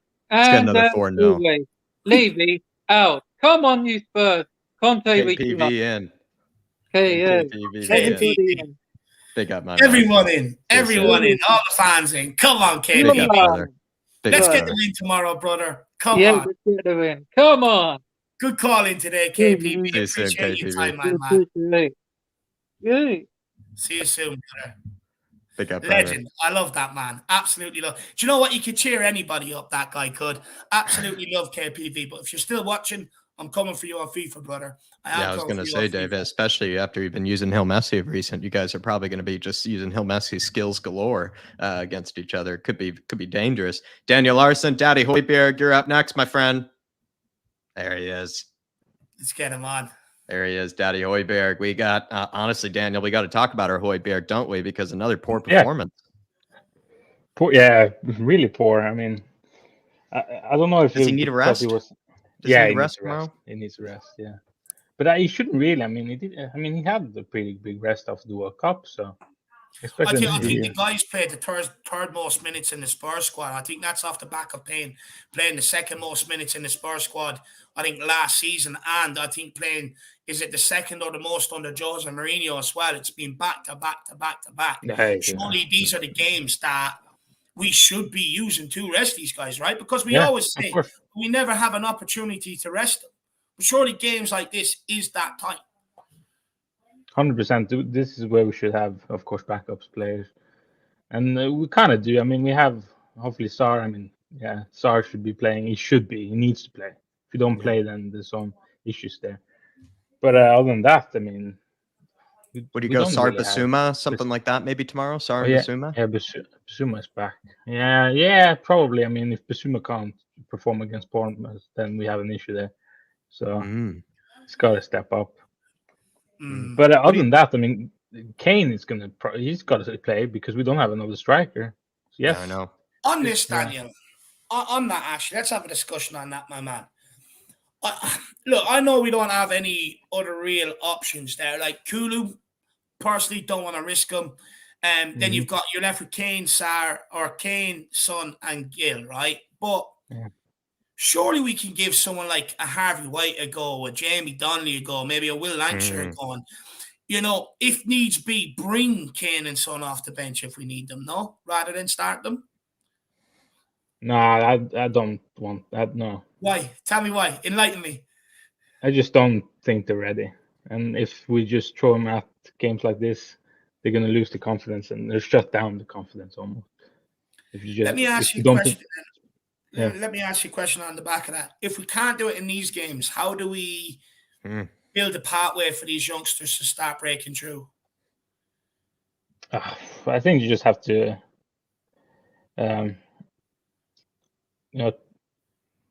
let's see. Now you silence me there, Jesus. It's not even my intention. I just, if you've any ideas, I'd love to hear. No, actually, see, that's the fair one. That is a fair one. When do we play? But the thing is, we see so little to these players. We see so little. I mean, I don't see on the. It's hard to know who's ready. Yeah, so it's hard for me to see. Yeah, can it be any worse though, Daniel, than what we've seen when we've thrown in Ndombele, Lo Celso, Dele Alli, players of this caliber out there? Can it be any worse? It shouldn't be. I mean, it shouldn't be. I mean, yeah, no.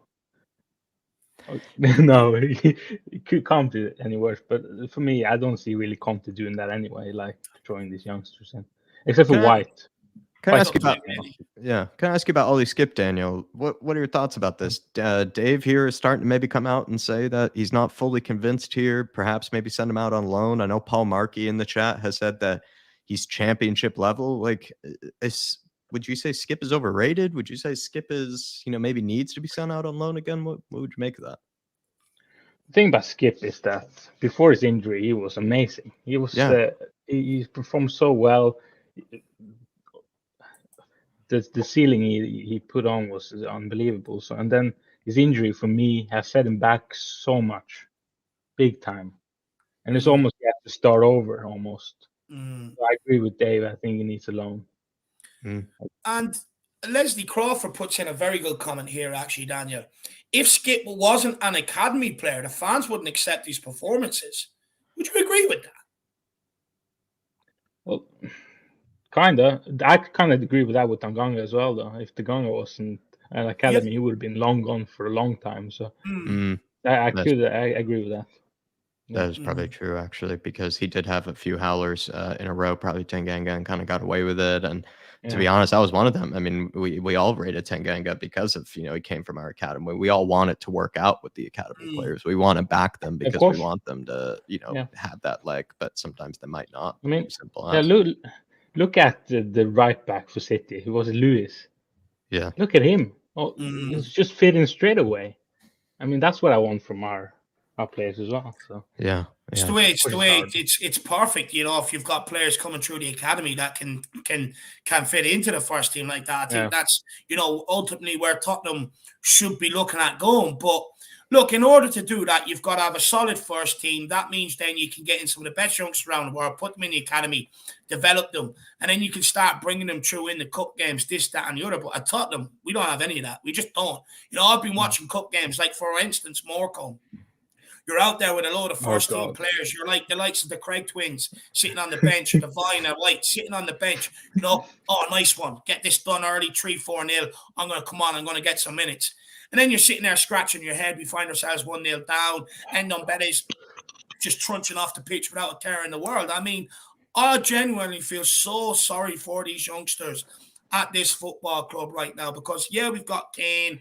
Skipp has come through. We've been out on loan and whatever else. But we do need to start getting more youngsters through, or at least giving them an opportunity to see them. And we're just not doing it. We're just not. It's got to stop. And it doesn't help that even when you bring in someone like Spence, he's being used as a pawn either. It just this whole youth thing is just, it's a joke at the minute. Speaking of some of those academy players that we've kind of seen leave because of that frustration of never getting some moments in the first team. We have Marcus Edwards that we're potentially going after, Daniel. There's also, I just asked earlier, would you pick between, Noni Madueke, also a former academy player, Marcus Edwards? I don't know. Those could be good Kulusevski alternatives, good Kulusevski backups for us. I think they're both right wingers. Yeah. How would you think about that? Would you like Marcus Edwards? A lot of Spurs fans don't actually want him back, though. I can see that because of his apparently attitude. Yeah, that's right. And if that's a problem, then of course Conte is not going to like that. So, but would you want that double deal, Pedro Porro plus Marcus Edwards? It sounds like it sounds enticing, but I'm not sure if that's really Spurs' style. No, it's not really the style, especially for Levy. No, absolutely not. And I don't need to talk about this, Pedro. I've got an issue here again. What's this with the release? Like, we can't pay the money now, but in summer it's going to be the same price. Is it too late? It's so true. Yeah. I mean, what? Like, it's not going to change. His release cost is going to be the same. It's not going to be or higher. I mean, it would want higher, but of course the release cost is that, so we have to pay that. So it's that mind-boggling. Someone put in the chat that Daniel, that Spurs have release clauses, and we make those clubs pay the release clause. Why can't Daniel Levy play by another club's rules? For once, he has to sort of push everybody around in the negotiations. Like, he just won't accept. It's 45 million. That's all it takes. It's bizarre. He's a bizarre businessman. He's so stubborn. Yeah, but he's so stubborn. So stubborn. Is it too late? Do we need a right wing back, do you think, in order to get into top 4 this season? So do you feel like it'd be a huge mistake if he didn't get a right wing back in January? Yeah, I think so. I do think so. I mean, Dorky has been pretty good, but I don't think that's going to last, Yeah, and we can't just rely on just Doherty for the rest of the season. We need competition there. And Emerson, I don't, my feelings with him. I can assure you now it's not going to last. Yeah, I know that's completely my feelings. So I just want to see, competent or consistent. Interesting comments from Doherty, though, Daniel, where he said, the second half is much like Tottenham, much like the football that we want to play. Why can't we do that for 90 minutes? You gotta. Yeah, I mean, you should ask that question to himself. To be honest, this is what you do. Like, why can't we do this? I don't want his number in my phone, but my phone might start playing up. yeah. No, I don't know. I mean, I would need to, but even I gotta say though, last night I watched the Chelsea City game. The first half was fucking diabolical, and the second half they were both pretty good. So. What do you make of Potter? What do you make of Potter right now? Is he out of his depth? And that was the guy that everybody wanted, especially some people even wanted Potter over Conte. It's no Harry Potter, that's for sure. But it's been bad there. He's been kind of like flustered. It's funny though, because he even rejected Spurs, right? He kind of thought he was too good for Spurs even at one stage. I remember that. He kind of said he didn't. Maybe he also saw the problems with Levy. Let's be honest. He probably looked at Levy and Enoch and maybe didn't want to deal with that. But at the same time, he basically said in an interview, more or less, he kind of said he thought he was too good for Spurs. He was waiting for a better opportunity, and now he's out of his depth. Well, I'll just politely remind him of that comment when he's managing pottery classes to Dick. That's where he's going. He'll be managing pottery classes, down in Chelsea, when he's finished. Knob. Can't believe he said that about Tottenham and he's managing Brighton. What a clown. What an absolute clown. You never liked him anyway. No, I've hated him. But it is indicative of some managers see it like that, where it's like, my career's on a bit of an upward trajectory, not sure Tottenham's the right move, Yeah, it can be a career ender. Yeah, and that's, awful. Luckily, hopefully now, this is the step up, but I've said that hundreds of times. For Conte, this is where we Yeah, We improve. We need to. But that's, I mean, that second half. I mean, look how good we were. Look at like passes, first touch passes. Why can't we do that every time? The floodgates opened after we scored one too. Yeah. If we had the answers, Daniel, I think we'd be the richest people going, because this is what's frustrating about it. It's like 1 week they're so shit and everyone's like, oh, Conte's got to do better with these guys, this, that, and the other. Next week, then they're passing it around like they're prime, prime Real Madrid or Barcelona. And it's kind of like, it's just from 1 week to the next, it's so up and down. And this shit has got to stop. Like, this is a big part of our problem. We've got to find consistency. And this is why I always talk about some of these players that have been here for years, good servants or whatever else, but they can't do it on a consistent enough basis. And is there any coincidence we find ourselves since Pochettino results up 1 week, down the next week, when you're using the players that Poch used always as backup because of their inconsistencies in performances? And that's what's annoying. And then Dale Radford, I mean, look, I would hope so, but judging on results and years gone by, we haven't exactly got over the line easy on them, to be fair. But Daniel, any last things you want to touch on? Anything else you want to touch on, brother? Yeah, okay. First of all, Spence, if he doesn't start tomorrow, then he needs to just go.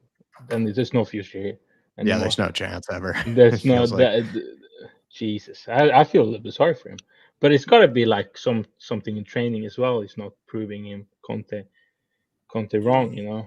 There's got to be some. You feel for both people, right? You feel for Conte, who clearly doesn't want him, and you feel for Spence, who doesn't feel wanted. Mm-hmm. It's just a bad situation for both. Especially, it's bizarre. And also a big up Pape Matar. Daddy Sarr. I'm not having that, by the way. He's just a kid, for fuck's sake. You can't call him Daddy Sarr yet. He's like 6'8", lad. Huge. Yeah, no. I mean, it's got. I mean, 6'8" is exaggeration. Actually, just I better clarify that. Some people will say I've said he's 6'8". It's an exaggeration. Let me be clear. Yeah, of course. Sarcasm. Some people don't know that. You know. But big him up. He was fantastic. He performed what Bissouma should perform like. That's what he performed like. Yep, spot on. Progressive, progressive, positive. Yeah, I agree. Not a lot of sideways passing or anything. He was brilliant on the ball. He really was, and he loved to drive up the field. And also, Hill Messi, you guys were right about him all the time, and I apologize. I'm on the hype train, and he's actually reminds me. Conte said it. Bernardo Silva. He reminds me so much of Bernardo Silva. The way he shifts and. Yeah, very shaky, both of them. So shifty, right. Do you know what, Daniel? I actually don't even want apologies. I'm just goofing around and clowning around when I say that, having a bit of fun. What I do want, though, is that when we do bring in some of these younger players, now I get where it comes from, because at the time we brought them in, we needed players for the here and now. Can fully understand that frustration. But we also have to stop writing off these players before they come here, especially the youngsters. You've got to realize that they're young, and it's clearly a player that we're looking to develop. And I would argue the Jack Grealish one, we missed out on Jack Grealish, could have had him for, I think it was an extra 5-10 million at the time. Chose not to do it. Now look at the price tag on the guy. Went for 100 million to Man City. And we can't ridicule the club for not doing that, and then ridiculing them in the same breath for trying to do the same with someone like Gil or a Sarr, where they're identifying them young and trying to bring them in here so they don't have to pay them massive release clauses later on, or them massive clauses later on in their career. I would just ask, just for the youngsters, let's just show them a bit of patience. Yeah. I think they deserve it. If they haven't even played it all either, especially if they haven't been given minutes after minutes after minutes to prove it. Like Hill has only been given cameos. That was his real, Villa was his first ever start in the Premier League. And then he was given a consecutive one. Look what he was able to do with a second consecutive start. Didn't take a lot of time. Also with all, he's coming from, foreign country, coming from Spain, sunny Spain to England. It's an adjustment. His personal life is going to take time as well. So. Some places need time, and then Conte seems to like his effort in training by the looks of things too. Apparently, he's working very hard in training. He's doing all the right things right now, Hill. And if he just keeps that up, I think that's what that's all he can do. Really, that's all he can do, and he can find himself in a good place with that type of attitude. Never giving up. Score prediction, please. Ooh, score prediction. Depends on the team, really. Depends on what we start with. Jed Spence starts. Jed Spence starts. What's the score? What's the score? 5-0. No, another 4-0.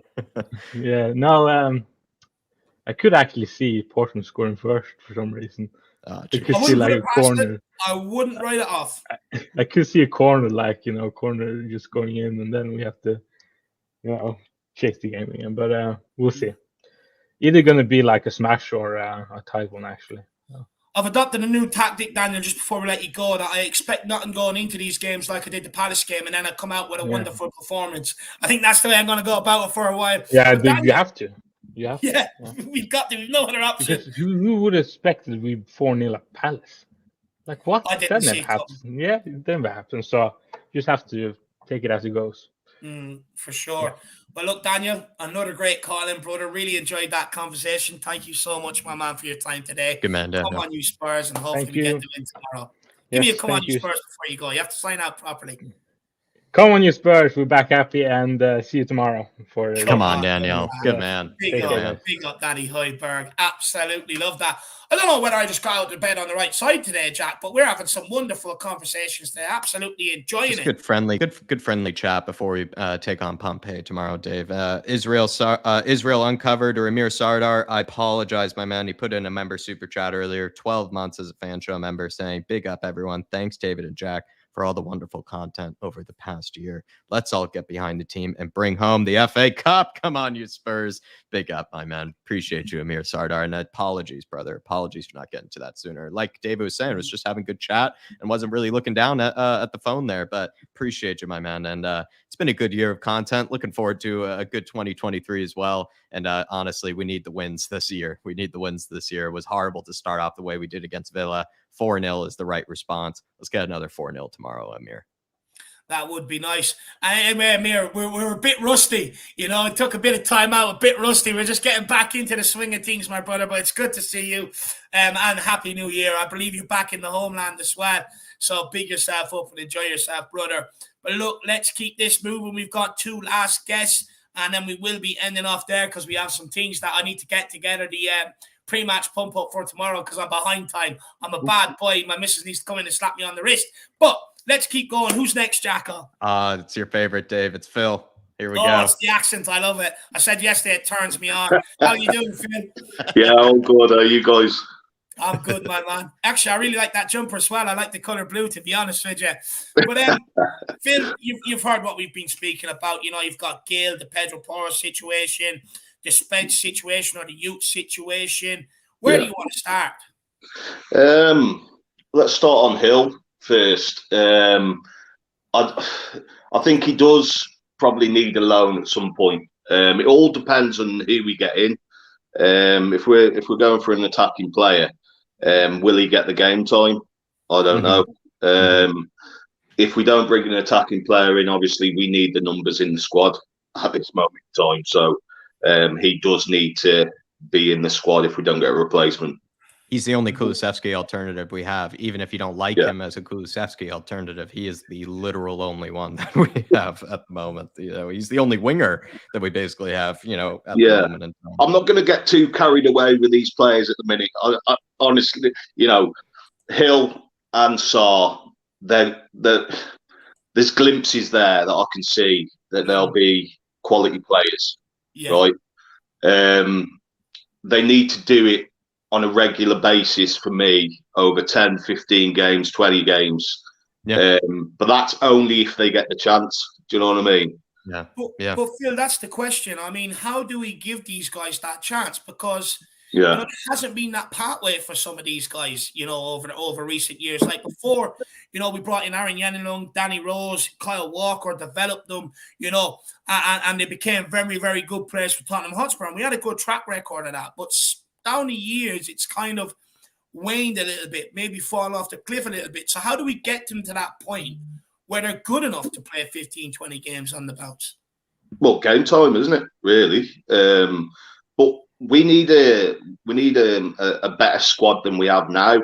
To give them that chance in an FA Cup game or League Cup games, or even against the mid-table teams. Do you know what I mean? So, yeah, it's a difficult one because they are so young and they haven't got experience at the minute. It is a difficult one, but yeah, the only way you're going to be able to see them improve and get better is by giving them that chance and giving them game time. That's the only way you can do it, and on the training pitch as well. Yeah. I just actually got a notification that apparently Salernitana over in Serie A, they're maybe in negotiations to try to sign Pape Matar on loan, says Fabrizio Romano. Phil, would you be disappointed to see Pape Matar go? Yeah, I would be, because he is showing glimpses of quality player. But I'd like to see Skipp on loan instead, to be honest with you. I think it's difficult with Skipp because he was playing well under Conte until he got his injury, and then he's just plummeted now since then. But yeah, I think because he's been out on loan before, so it's like it's another step back for him. Do you know what I mean? Going on loan again, trying to prove himself, and it's not good, really good. It says that it's going to be based on the player's decision, right? Yeah. If you're Pape Matar right now, what do you do, knowing that you're on the periphery, you're starting to get some minutes, you're starting to do well? Do you take yourself completely out of the eyes and out of the frame and out of the minds of Tottenham Hotspur and go on loan to Italy and develop your game? Or do you sit at the club right now and back yourself that when you do get them minutes, keep yourself in the eyes in the mounts in and around Tottenham? So what would you do right now if you were Pape Matar? I think he's a Conte style player. I think he's very physical. You know what I mean? He's quite defensive and sprays the ball about. I think he suits Conte's style of play. I think it would be beneficial for him to stay here. And get that game time if he can, and I think it'd be Conte would mould him into a better player than what he is now. I agree. It's a risky one. Yeah, to be honest with you, you don't know if he goes on loan to Italy, and he'll probably play every week. But is he playing against a quality opposition? Do you know what I mean? And you never know if he comes in a team where he's not getting that experience from better players. You've got to factor in all that as well, haven't you? Do you know what I mean? True. So, it's true. And we have experienced players in our squad that can help him. Even when we left him out on loan at Metz, remember, he didn't get played at all. It was kind of, it sort of didn't make any sense. It was kind of like, why leave him out on loan there if he's not going to get played? It's a risky one because you could end up losing him, to a team. And like you said, maybe he doesn't end up coming twice the player that you want him to after he comes back from loan, like Skippy did. Skippy benefited from the loan so much, but it's not always the case that maybe they do. And I think Pape Matar, let's be honest, would you say he's kind of maybe pushing Hojbjerg, players like that a little bit right now because he's feeling confident? I don't know. What do you say, Phil? Because Hojbjerg's not feeling his best. He's not in the best form right now. And Pape Matar, he's feeling it. Yeah, I don't know if he's on the periphery of replacing Hojbjerg. I don't know about that because you need experience in these big games. There are big games every game now that's coming up for us. So I can't see him playing against City and Arsenal unless we get an injury or anything like that. But yeah, he is getting better game by game. So it all depends on who we get in. It all depends if we get like a Kesse or someone like that. It all depends who we get in. Talk about that transfer window then, Phil. Pedro Porro. What do you make of this? Like, we're haggling the deal, maybe wanting to wait till the summer. Yeah. It's just signs are that Spurs are a little reluctant to pay that release clause of 45 million. We've even apparently thrown in a bid of 30 million or something just to kind of tease them a little bit. What do you make of all this? Kind of classic Levy show, innit? So what I mean, all over again. But yeah, I think he's just wanting to balance the books and something like that. Do you know what I mean? Just he's all. We're at a time though, Phil, where balancing the books should not be the main priority. We've been doing that for years. We need help. No. This is the problem with Levy. Like the Levy hours at me. I'm one of them now. Ever since he didn't back Pochettino after that Champions League final, I was leaving Enoch out straight after that. I just lost total respect for him, and they didn't back him and give him the players that we needed at that time to go to that next level, to challenge for honours, challenge trophies. Do you know what I mean? So that's when I lost respect for Levy and Enoch. They've done well on a business side. Can't knock them on that, but it's on the field that they need to change, and that's it really. But I think that's where everyone's frustrations come from, though, Phil. Is like, I think everyone will admit that the likes of the commercial revenue and everything else, it's needed. It's good, building a bigger stadium so it can bring in more revenue off the fans. Needed, good. Yeah. But it's how we allocate the funds when they come in. It's the major problem. It's why, you talk about the Poch Champions League final. I read something out the other day, and I'm still kind of dubious whether I want to release it or not. But I have it in that since that final whistle went that night, that's when this club completely fell off the rails. It's like the last 3-4 years have been the toughest, time of my time ever supporting this club. It's been a grind. It's like you're looking at players and you're like, oh, well, what if we try him here? What if we try him there? And it's kind of like, you look at how Liverpool kicked on after losing the Champions League final. Went and brought in Van Dijk, went and brought in Alisson, went on and won a Champions League final. What did we do? Exactly. I mean, it is the recruitment as well. I mean, Levy has spent money, but it is the recruitment side as well. With that, I'd say probably 15-20% of that is the recruitment side, because we have spent on dross players. We have, and in certain areas where we didn't need as well. So, So, well, how was our scouting department being allowed to get into the state it was? Because Paratici basically came in and said, I need to bring it up to the 21st century.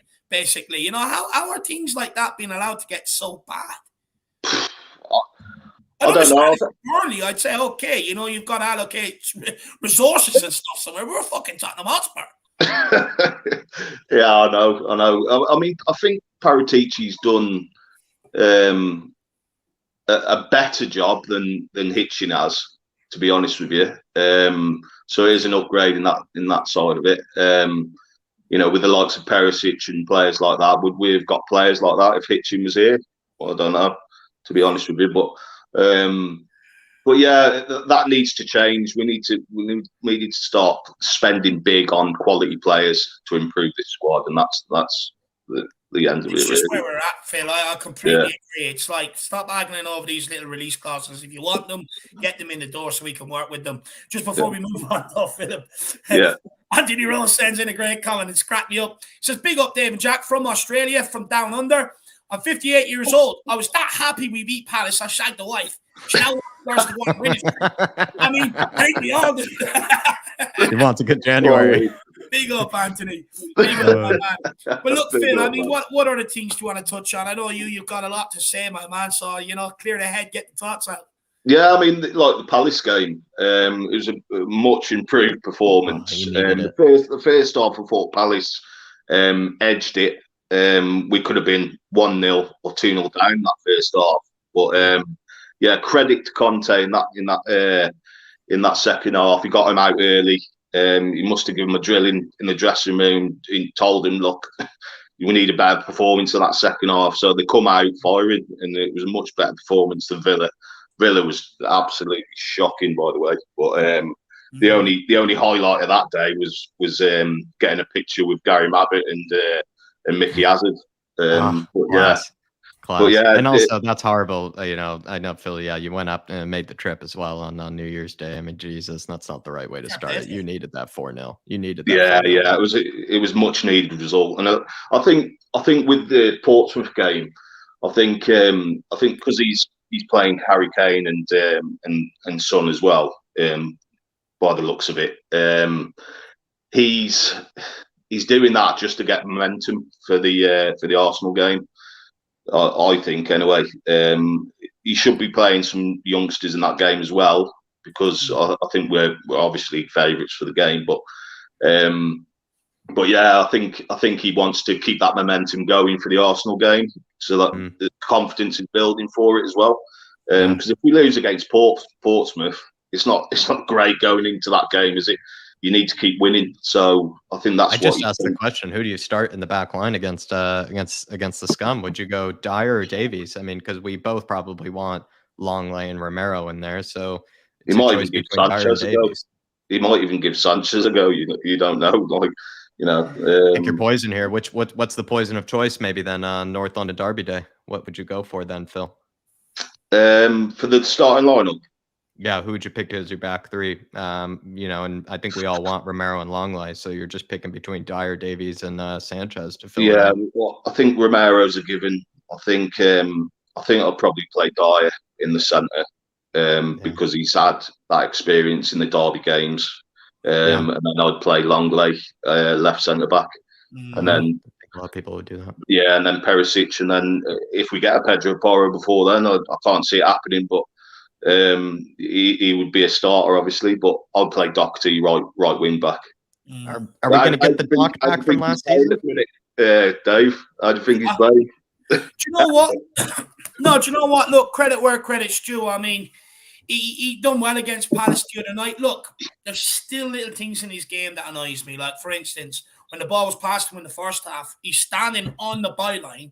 And he thinks, I'm going to step over it. It's like spatial awareness, please. You know, just realize where you are. Realize you have to take that touch. And look, it wasn't just him. There was Hojbjerg. There was Lloris that made errors. And it's all them little errors that we make that led to that capitulation in the first half. You remember, we started off so well in that first half, buzzing the ball around, balls across the box. Just couldn't really get on the end of them. It was begging for someone just to slap the lad on the end of it. We couldn't do it, right?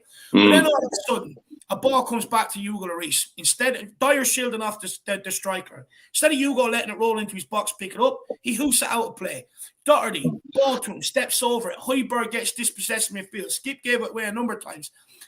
And it's been a recurring theme with a lot of these guys this year, Phil. Like, you remember back to Newcastle, started off well against Newcastle. Dyer balloons one into the stands. I turn around to Jack and go, well, I know what's coming now. Prepare to sit back for the next 15 and concede. And you know, and it's like, this shit has got to stop. And Doherty is one of these players, but going forward, the two friendlies, I thought he was absolutely outstanding. You know, and he done well the other day. So for me, hopefully he can build on it. But I've always 15 games back to back. I've only ever seen him do 6. It's not good enough. Yeah. Obviously, he's got to do it on a consistent basis. He hasn't hit it off since he's come. To be honest with you, I thought he'd, you know, at Wolves he was doing it quite regularly. Do you know what I mean? He was scoring goals. I'm sure he had like 8 goals or something for the one season. But yeah, I think I've always said he's got more of a goal threat than Emerson has, and more of an end product, to be honest with you. But obviously, Emerson and Doherty, they're similar in the sense they keep it basic and they don't take on the man to cross the ball in. So they are similar in that way. But I still think he is the better player. But one thing I'll give Doherty credit for, I was actually impressed with his performance against Crystal Palace defensively. Because I have seen that guy being exposed offensively, but defensively, I actually thought he done well enough against Crystal Palace. I thought the whole back line did, to be honest with you. I thought they played well at the back. I thought they were quite solid. I don't remember complaining too much about them. Yeah. The holes in that game was completely through the midfield. You know, mainly down on Skipp's side. That's where the holes was. Skipp was struggling. He was struggling after he got that yellow card as well. It was like, you know, he was struggling a bit. He didn't want to obviously get another yellow card and whatnot, and it affected his game a bit. But yeah, as soon as Sarr come on, he that little cameo he did where he was at the back line, he took that player on, and he is getting better. I also feel like Doherty's finish, it was a left-footed finish. Like Emerson, I just, you know, as much as I've defended him sometimes, like I just don't think he would have finished that. I'm going to be honest. That would have been down Brighton High Road, Phil. If that was yeah. Do you hear the fans boo Emerson as well when he come on? It's over. I mean, I think it's a different conversation about maybe how harsh I think he's been treated, but it's over between us, between him and it's never going to work. You just got to cut your, you know, wash your hands and just you know, say it just didn't work out for either party really. And I feel bad for him because I think there were players that I wish in the past that had received that treatment, maybe more like a Tanguy and Ndombele and maybe players like that, Gio Celso, players like that, I would say maybe more deserve that kind of treatment. If any player you would say deserves that kind of treatment, I don't know if any player really does, but if you were to give it to a player, I think maybe other players we've had in the past were more deserving. I think he does treatment, but I don't know. I think it's over, Phil. It's done between us. I think he does try. He's just shit. It's not his problem, really. He's just shit, isn't he? But yeah. But then I just hope Doherty replenishes that form from last season, because we need a right wing back to play to some sort of level. And if he's able to put away those chances like he did, that's all we can ask for. Yeah, definitely. 100%. What do you anything else you want to touch on, Phil? Anything else you want to get off your shoulders before we move on? I've really enjoyed this conversation. Yeah, I think we covered it really, but let's get a win against Portsmouth. Excited to see some of the young players come in and hopefully hit it off. And then it's Arsenal. It's the big one. You know what I mean? Do you know what? For the first time, win. I'm really nervous going into this one, Phil. Everyone knows me. Even last year, walking into the one, I was so confident we want to smack them up well. Yeah, I was right. But this time, I'm extremely nervous. I don't have that confidence about me. It's not like me going into a North London derby. I don't know. I've got a feeling we're going to win it. I do. I don't know where it's coming from, but I think we're going to win it. I think we're going to. I think the crowd's up for it as well now. After that Palace game, and they're going to get behind the team. And Kulu's a massive miss, so if he's available, that'll be a big. Put him in an ice chamber right now, but you know, put him in a hyperbolic chamber where you just can't even move, and you know you just can't let him even move or walk or anything. The guy's so injury prone right now, and I think the only way we beat Arsenal is with Kulusevski. It's the only way. I think that's why he rested him. He was like 50%, wasn't he, for the Palace game? I think that's why they rested him. And I don't think he'll play against Portsmouth either, to be honest with you. He won't want to risk him, so he'll want him ready for that Arsenal game. But yeah, come on, Spurs. Let's get this win against Arsenal as well. Yeah, absolutely right. Big up, Phil, and appreciate the conversation as always, my man. And we'll be seeing you soon. I think we'll probably be running a fan show as well Saturday in case you want to come on and have your say after that one. But I just enjoy your weekend, and we're going to be speaking about Arsenal, I'm pretty sure, pretty soon as well, Phil. So we'll be seeing you soon, my man. Get on the fan show after the game tomorrow and have a chat with us over the youth. Yeah, nice one, lads. No problem. Right. Really enjoyed that. Like and subscribe to this channel, man. Appreciate you. All right. Appreciate you. I really appreciate your time. Really enjoying these conversations today. You know, Phil speaking absolute truth bombs about, you know, after the Champions League final and stuff like that.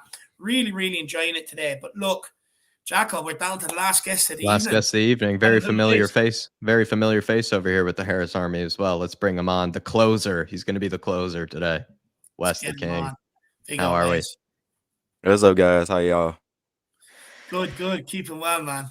Keeping well. I'm buzzing after the Palace defeat. How are you, Jack?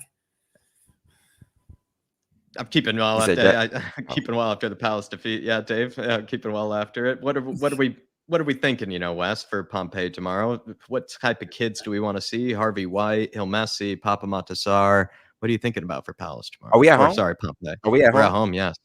Yeah. Okay, so we're at home. Okay, that's good. I do not want to play in Portsmouth because their fan base is very, very well attended, especially at that ground. The ground, I think it's like an old school ground. I think is what they got now. I think they still got the old school ground. Yeah. I wonder is that guy with the idiot with the bell going to show up? If you remember when they were in the Premier League, they always had that idiot. I wonder is he going to show up, Wes? But I know they're not going to play Dane Scarlett because we asked them not to. So they're not going to have pretty much their best striker on the team. So that's pretty much a good thing. Our own players, that's their best striker by far. Do you think Spurs could probably make an allowance to let him play though? Because I know you can't put into these loan contracts. I think we might have missed the boat, but you can't put in these contracts that they can play against you in these cup competitions. Yeah. Do you think we should, just so Spurs fans can see him as well? Nah, I don't want him scoring against us and ruining our chances going through the FA Cup. It'd be embarrassing if he bad enough. Be embarrassing. Yeah, it's bad enough we done lost some against some poor teams, some low league teams in the last couple of years. So I don't want to lose to no Portsmouth. Who was even the team last season? I know. Was it Morecambe? Was it Morecambe that we Morecambe. barely It was beat Morecambe. at home? We barely beat them. It was barely it was beat them. They were the ridiculous. better That's team, why I remember, for portion of that game as well. Yeah. Which was, And I'm saying now we need to take this a little seriously because to me, I want a trophy. Cup competitions always have faith in our team because we have in even the last couple of years that we had pretty much worse teams than what we got now. We got a good enough squad to get to a final. And you never know what's going to happen in the final. We just got to give ourselves chances. And these cup competitions are the best chances for us to win a trophy. League, that takes years. It takes a whole bunch of preparation to try to get a league title, something we haven't won since 1961. Which is ridiculous. But with cup competitions, we should be able to contend and get far in. And for some reason, these last couple of years, we've been losing to sorry teams, low league teams we should not be losing to. I don't know, did you hear Kyle Walker? There was a video of Kyle Walker going around last night. And he basically said that when he lifted that League Cup at Man City, he realised that he could win trophies, whereas clubs he was at before, which is indicating Tottenham Hotspur, they were there just to sort of take part. And this has been the problem down the years. We're getting to semi-finals and stuff like this, especially under Pochettino. We got there under Conte in the Carabao Cup. But it's when we get to them games and you're coming up against the likes of a Chelsea or a City or a Liverpool, we just don't have the strength in depth to compete. Yeah. And that happens, and still, who knows what could have done that 2020 League Cup final. We could have won that if we had the Jose is again. I still call that the worst decision Levy has ever done. That's the reason I'm Levy out ever since he made that decision. He literally killed our chances of winning a League Cup because he wanted a new manager who's never managed a club before, especially of the stature of this club, to coach a cup final. It still pisses me off today because I was at the fact that he was Atlanta saving Spurs. like 6 or 7 million less.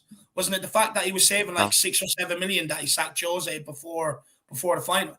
I don't even know. It's still ridiculous. I don't care if it was for the kickoff 6 or 7 million. There shouldn't be a reason ever to sack Jose. No, I'm saying it's even worse. Yeah, it makes it even worse. Makes your blood boil. It puts a bad taste in your mouth. Yeah, put a bad taste in your mouth for real. And it still pisses me off because Jose was ready for that game. We could have won that. And I just feel took away your chance to see a trophy, really. Yeah, it kills another dream. At least we won that. Last time we won trophy was a League Cup. We made it to 2 finals in just last decade, 2015, 2020. And then of course the Champions League final. Want to talk about Pedro Porro? This is a competition. Sorry, Pedro Porro, go ahead, Wes. Go ahead, Wes. Sorry. Pedro Porro, I think we should probably go for him, but the way it's looking, they keep on talking about this money that they don't want to spend on him. I think it's 15. Isn't it 15 just for Porro? It's 15. It's 15 million off. So I think we want to go 30. The release costs 45. We're negotiating around a release clause, West the King. Basically, we're unwilling to pay it. We're dilly dallying around. I know we're around it. Yeah. It's this Levy.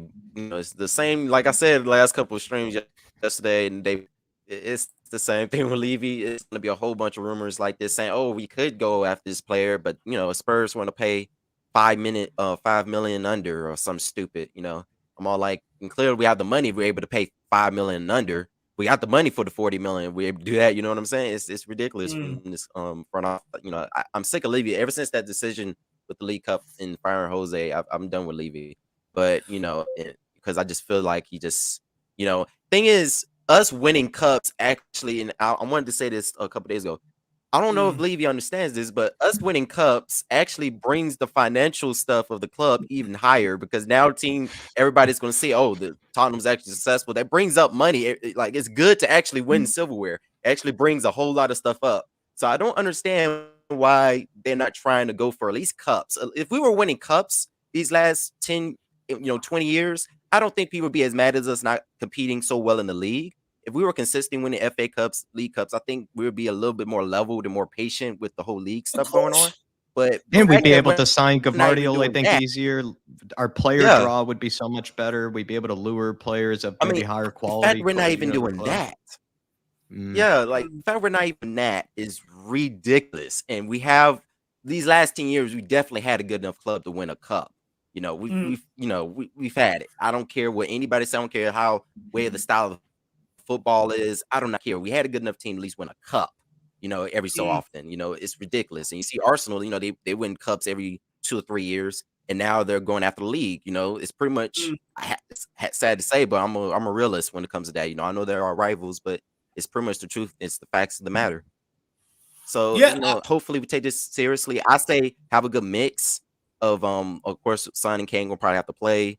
They could do a thing where they rest Kane somehow and put Son as striker and put you know, either Perisic as the left winger, put Session as the left wing back. You know, they could do something like that. I could see that happening. That's very possible. But I feel like he's going to play Kane and Son. That's going to probably be the senior players. Of course, the back line is going to pretty much be the same. And then hopefully we play Gil, Bissouma with Pape and Matar, and hopefully, for God, play Spence. But I have a feeling he's going to choose Royal. You know what? That's what I'll be honest. If he chooses Royal tomorrow, he's just making a rod off his own back. I mean, it's a cup game. If he plays horrible, go on. Oh, I was just going to say. I'm sorry. I was just going to say that if Royal plays horrible against Portsmouth, a League One, I think they're in League One actually, not League Two. If he plays horrible against a League One side and he can't get past his man from a League One player, oh no, the fans gonna be pissed. Like and then say we like do a bad game, or say it was a close game where it was like a nail biter, which it shouldn't be. Like Conte is gonna have to just stop. He's gonna have to stop. Like he can't play him no more. I don't care if he's doing all this politics with the club and all this bull crap. You can't play him no more if he can't play against that against a caliber like that team. He has no business even starting for us if you can't play against the team. You can't think about when we played against Morecambe. A lot of those players actually gone that went against Morecambe. If you really look at it now, a lot of the players don't, except for probably the back line. Other than that, most of those other players here now, I think, you know, like the ones, you know, the ones we know, they're out of this club ever since that game, you know, if you really look at it. So, you know, just be on this club if you play. Like, he may start him, and hopefully he can play at least decent. But if he can't at least have a decent game, a 7 out of 10, 6 out of 10 performance against a team like that, and really shouldn't be no 6 out of 10, should be higher than that, then he got no business ever playing for us. And I hope fans give Conte and the coaching staff an earful, because we've been saying Royal is not good enough. We're telling you, play Spence. We don't care nothing about your politics. It's about the club. It's about the team, not about your politics, about the front office. This is about the team trying to get something, trying to get silverware, trying to get us into a better position like he's claiming he's trying to do. But, you know, I know this sounds like I'm against Conte. I'm not. But this is, as I said before, this is my main problem with Conte, is not playing Spence, doing the political thing. I understand he has to. One of the things you think he's gotten wrong. Be honest with you, Conte got all the cards, if you really look at it. Levy's on the back heel. He knows he done went through 3 or 4 managers now. He knows the fans are pretty much against him. He knows the fans are singing out Conte's name. He knows if he fires Conte, it's going to be bad on him. It's not going to be no way he can try to shift it around. It's going to be nothing but Levy. You're going to get an earful. You're going to, like, best believe you're going to get routed. So to me, Conte holds all the cards. I don't see why he's scared to play Spence. He should be able to still get whatever he wants, regardless if he plays Spence. So if Spence play well, okay, that's fine. We got another player we get a loan out and go to a good team so he can get some more minutes, and then he can get the right wing back he actually wants, and then have Spence come back later on. Like he got all the cards. He shouldn't be scared. You know, Conte doesn't seem like a man to me that's scared. So he shouldn't be scared to play somebody because it was a club signing. You know, so play Spence. I don't think it's the fact that he's scared to. I don't think he's scared to, Wes. I think it's just the fact that I'm not saying that either. If he does that, right? If he does that, he's not going to get the signings he wants, and it means he'll have no say in future transfer. The clubs will just bring in players and say work with them. And it's kind of like, it's not really like the way it works. Yes, you can bring in some youngsters or 1 or 2 but fringe players and say, look, let's develop them, work with them, or whatever else.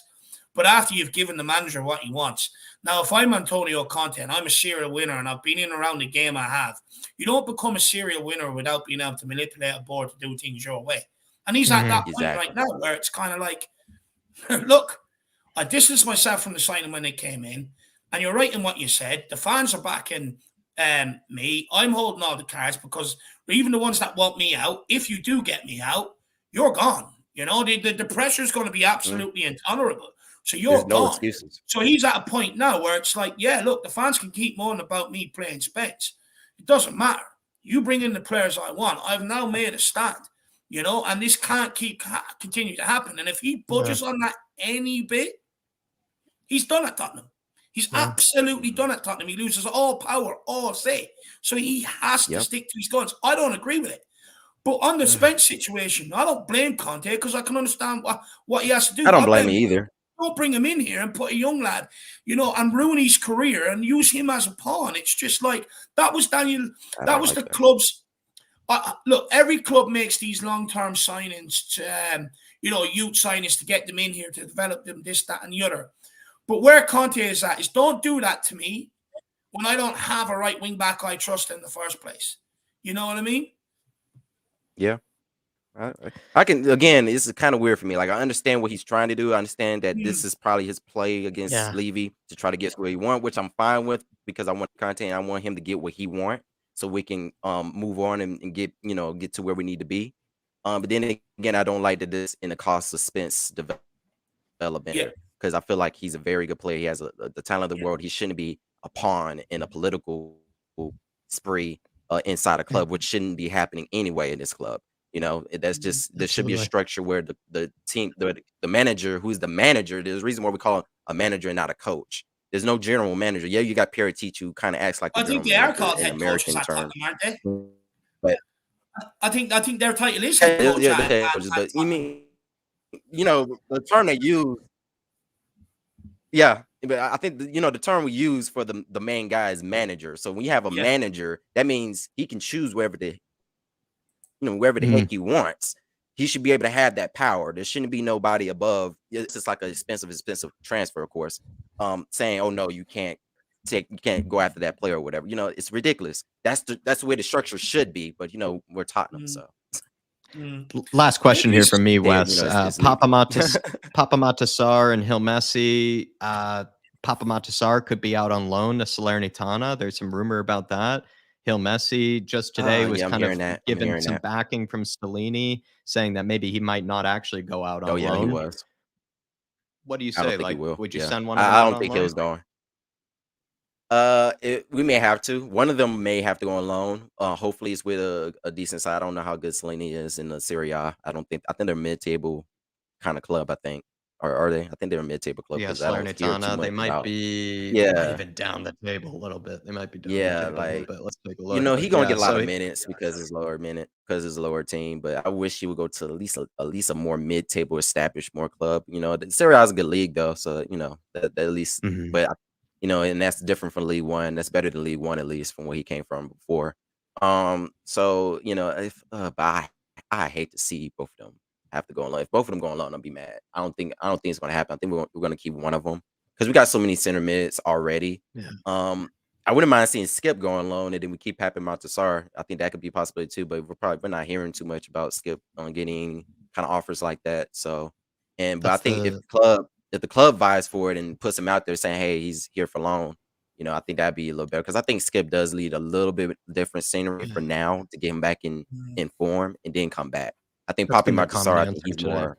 Yeah, I think he's more prepared to play now for us, and I feel like we need him. I feel like he can because he's similar. You know, the body structure is actually very similar to Bissouma, so it's kind of like we're putting in another Bissouma, but a Bissouma that's actually performing. A Bissouma's, you know, I still got faith in him. Just let y'all know, I still got faith in Bissouma. Do too. I'm not panicking, but I'm not panicking. Yeah, I'm not panicking too much. I'm with you. I feel like I said before, he's been putting him in a holding midfield position, which is really not. You see, that's not his play. I think he's more of a forward player. He's more of a attacking mid or center mid that goes more forward and more offensive.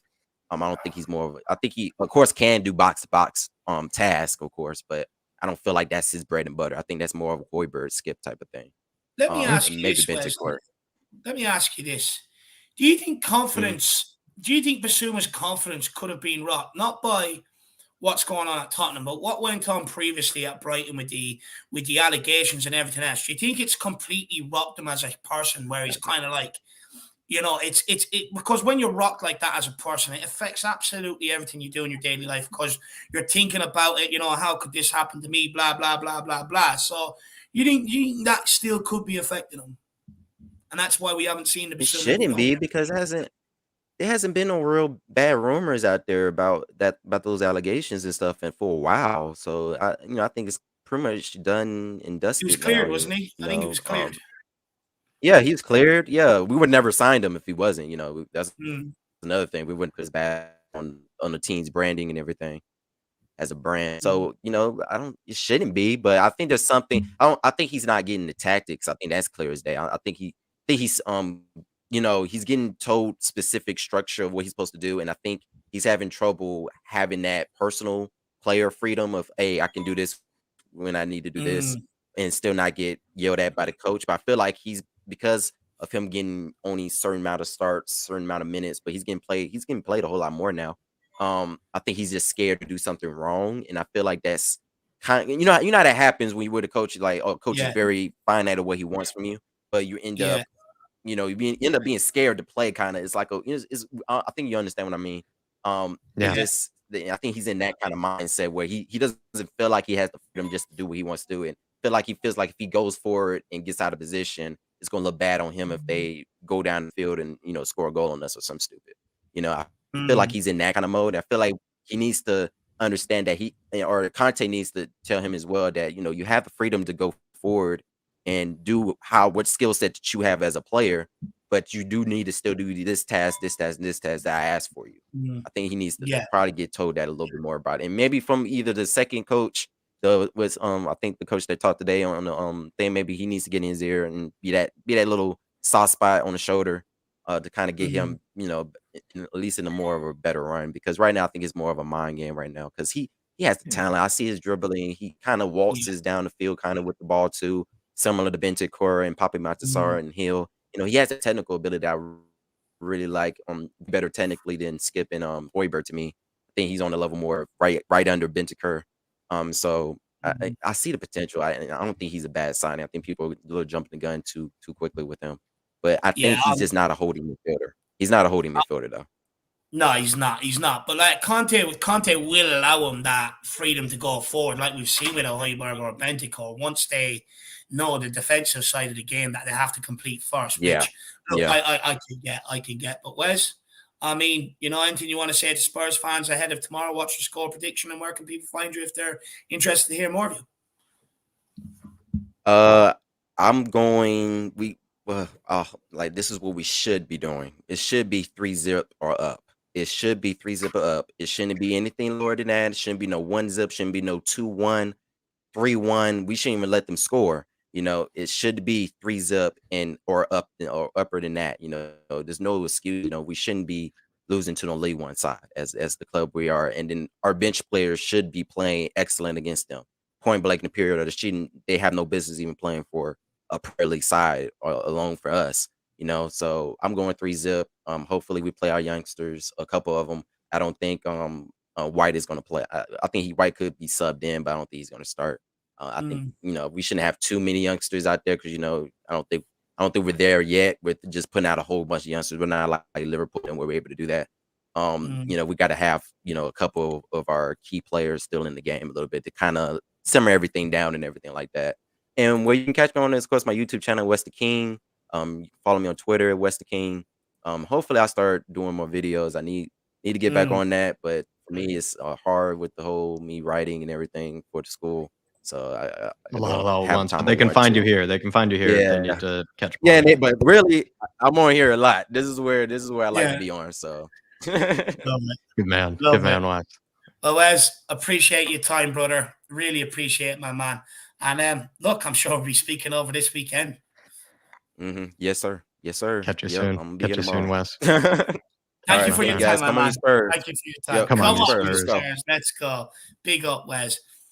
Really enjoyed all them conversations today. We got the best out of absolutely everyone that came on, in my opinion. Some really good conversations knocking around. Danny is asking to come on. Look, Danny, I did put in the chat here. We usually take the link out after 2 hours of it after 2 hours of being live. I genuinely do actually have to be somewhere and then have to get back and put together the pre-match build-up for tomorrow. Otherwise, I would actually get you on. But Danny, and I owe you. I am running a fan show after the Portsmouth game tomorrow, and I've no doubt it'll probably go on for a couple of hours. So please come on and have your say, and let's have a conversation because we've got so much to talk about that. So and I owe you from the Irish Hotspur, Danny, and I owe you from the Irish Hotspur, from David Harris himself. You know, we'll save you a spot, keep it nice and warm for you next time, Danny. Big up, do. But make sure you come on and have a word with me tomorrow after the game, man, because we've got so much to unpack, so much to dissect. We really do. But Jack, anything you want to say before we start ending off?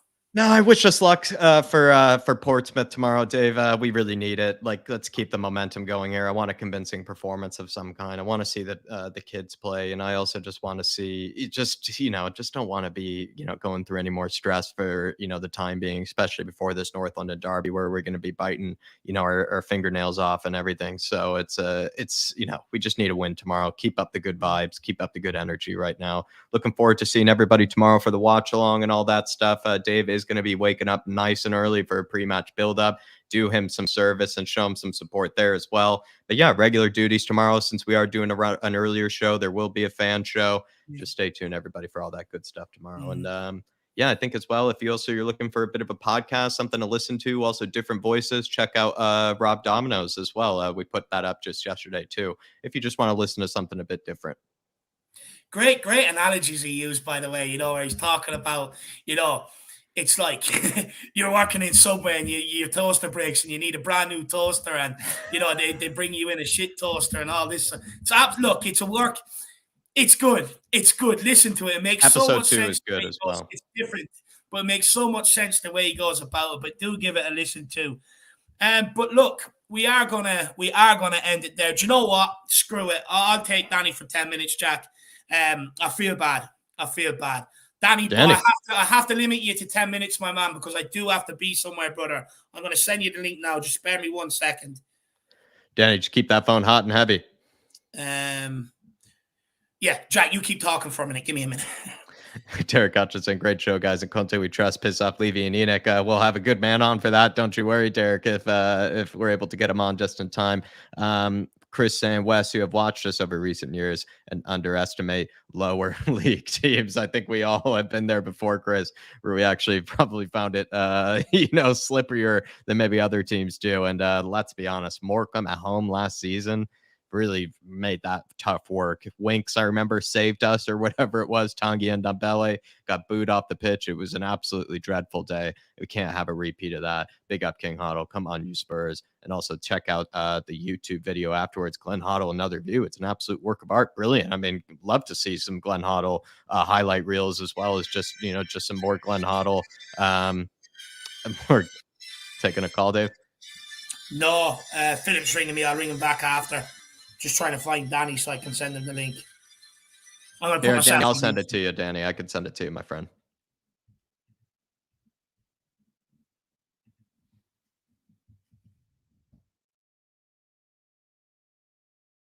There you are. Sent it over to Danny, Dave.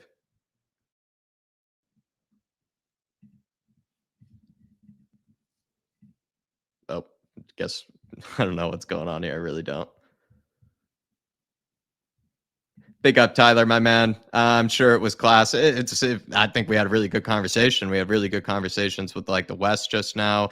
Great conversation with Phil. Mia started us off as well. Daniel Larson, of course, in the building. KPV, all the good faces, all the regulars as well tuning up today. Big up, Tyler. And not as much in the Hill Messi bubble. We didn't do too much Hill Messi chat as we normally would have liked to. But we'll get an opportunity maybe come Portsmouth tomorrow, my man. Big up William McKenzie as well. Sugar Pebbles. It's always a good chat. John Stokes as well. Good to see you in here. Not really sure what to do. Danny, I sent you the link, my man, if you want to come on. I'm waiting for you or Mr. Harris. Don't know what to do here. Sorry about that, Jack. I just got a phone call off Philip Brady. Very interesting, actually. I'll let you know about it after. On ex-Irish. I sent the link to Danny as well. I'm not seeing any... Danny, you're in the chat, my man. Are you coming in? The link has been set. We're gonna stay on for 10 minutes to get you on, and then I really do have to go, brother. So look, let me know if you're coming on. Please do get into the back end. Jack, you sent it to him, right? Yep. So, Danny, you have the link for the fan show, brother. Get in. I'm going to hold it open for another 10, 15 seconds because we are holding it up for you, my man. Come on. Get in here, Danny. Don't leave us hanging. You're in the comments. You're here. I know you're watching. Where are you? Danny, where are you? But, is he coming? I don't even know what to do here. I don't know if he's hearing us. Does he even hear us? Dave's taking calls and I don't know what to do. Look, I have to go anyway. I do have to be somewhere. So I'll be seeing everybody. Well, we'll get you on next time, Danny, after the show, anyways. For the post-match fan show. I think we'll leave it there. Everybody, they got you all. Yeah. Everyone, we'll see you back here tomorrow, 9:30, for the pre-match build-up. Myself, Philip Brady, and Rob. We're just going to be running for about 45 minutes to an hour. So, everybody, we'll see you back here then. Come on. See you then, everybody. Come on, you Spurs. Everywhere we go.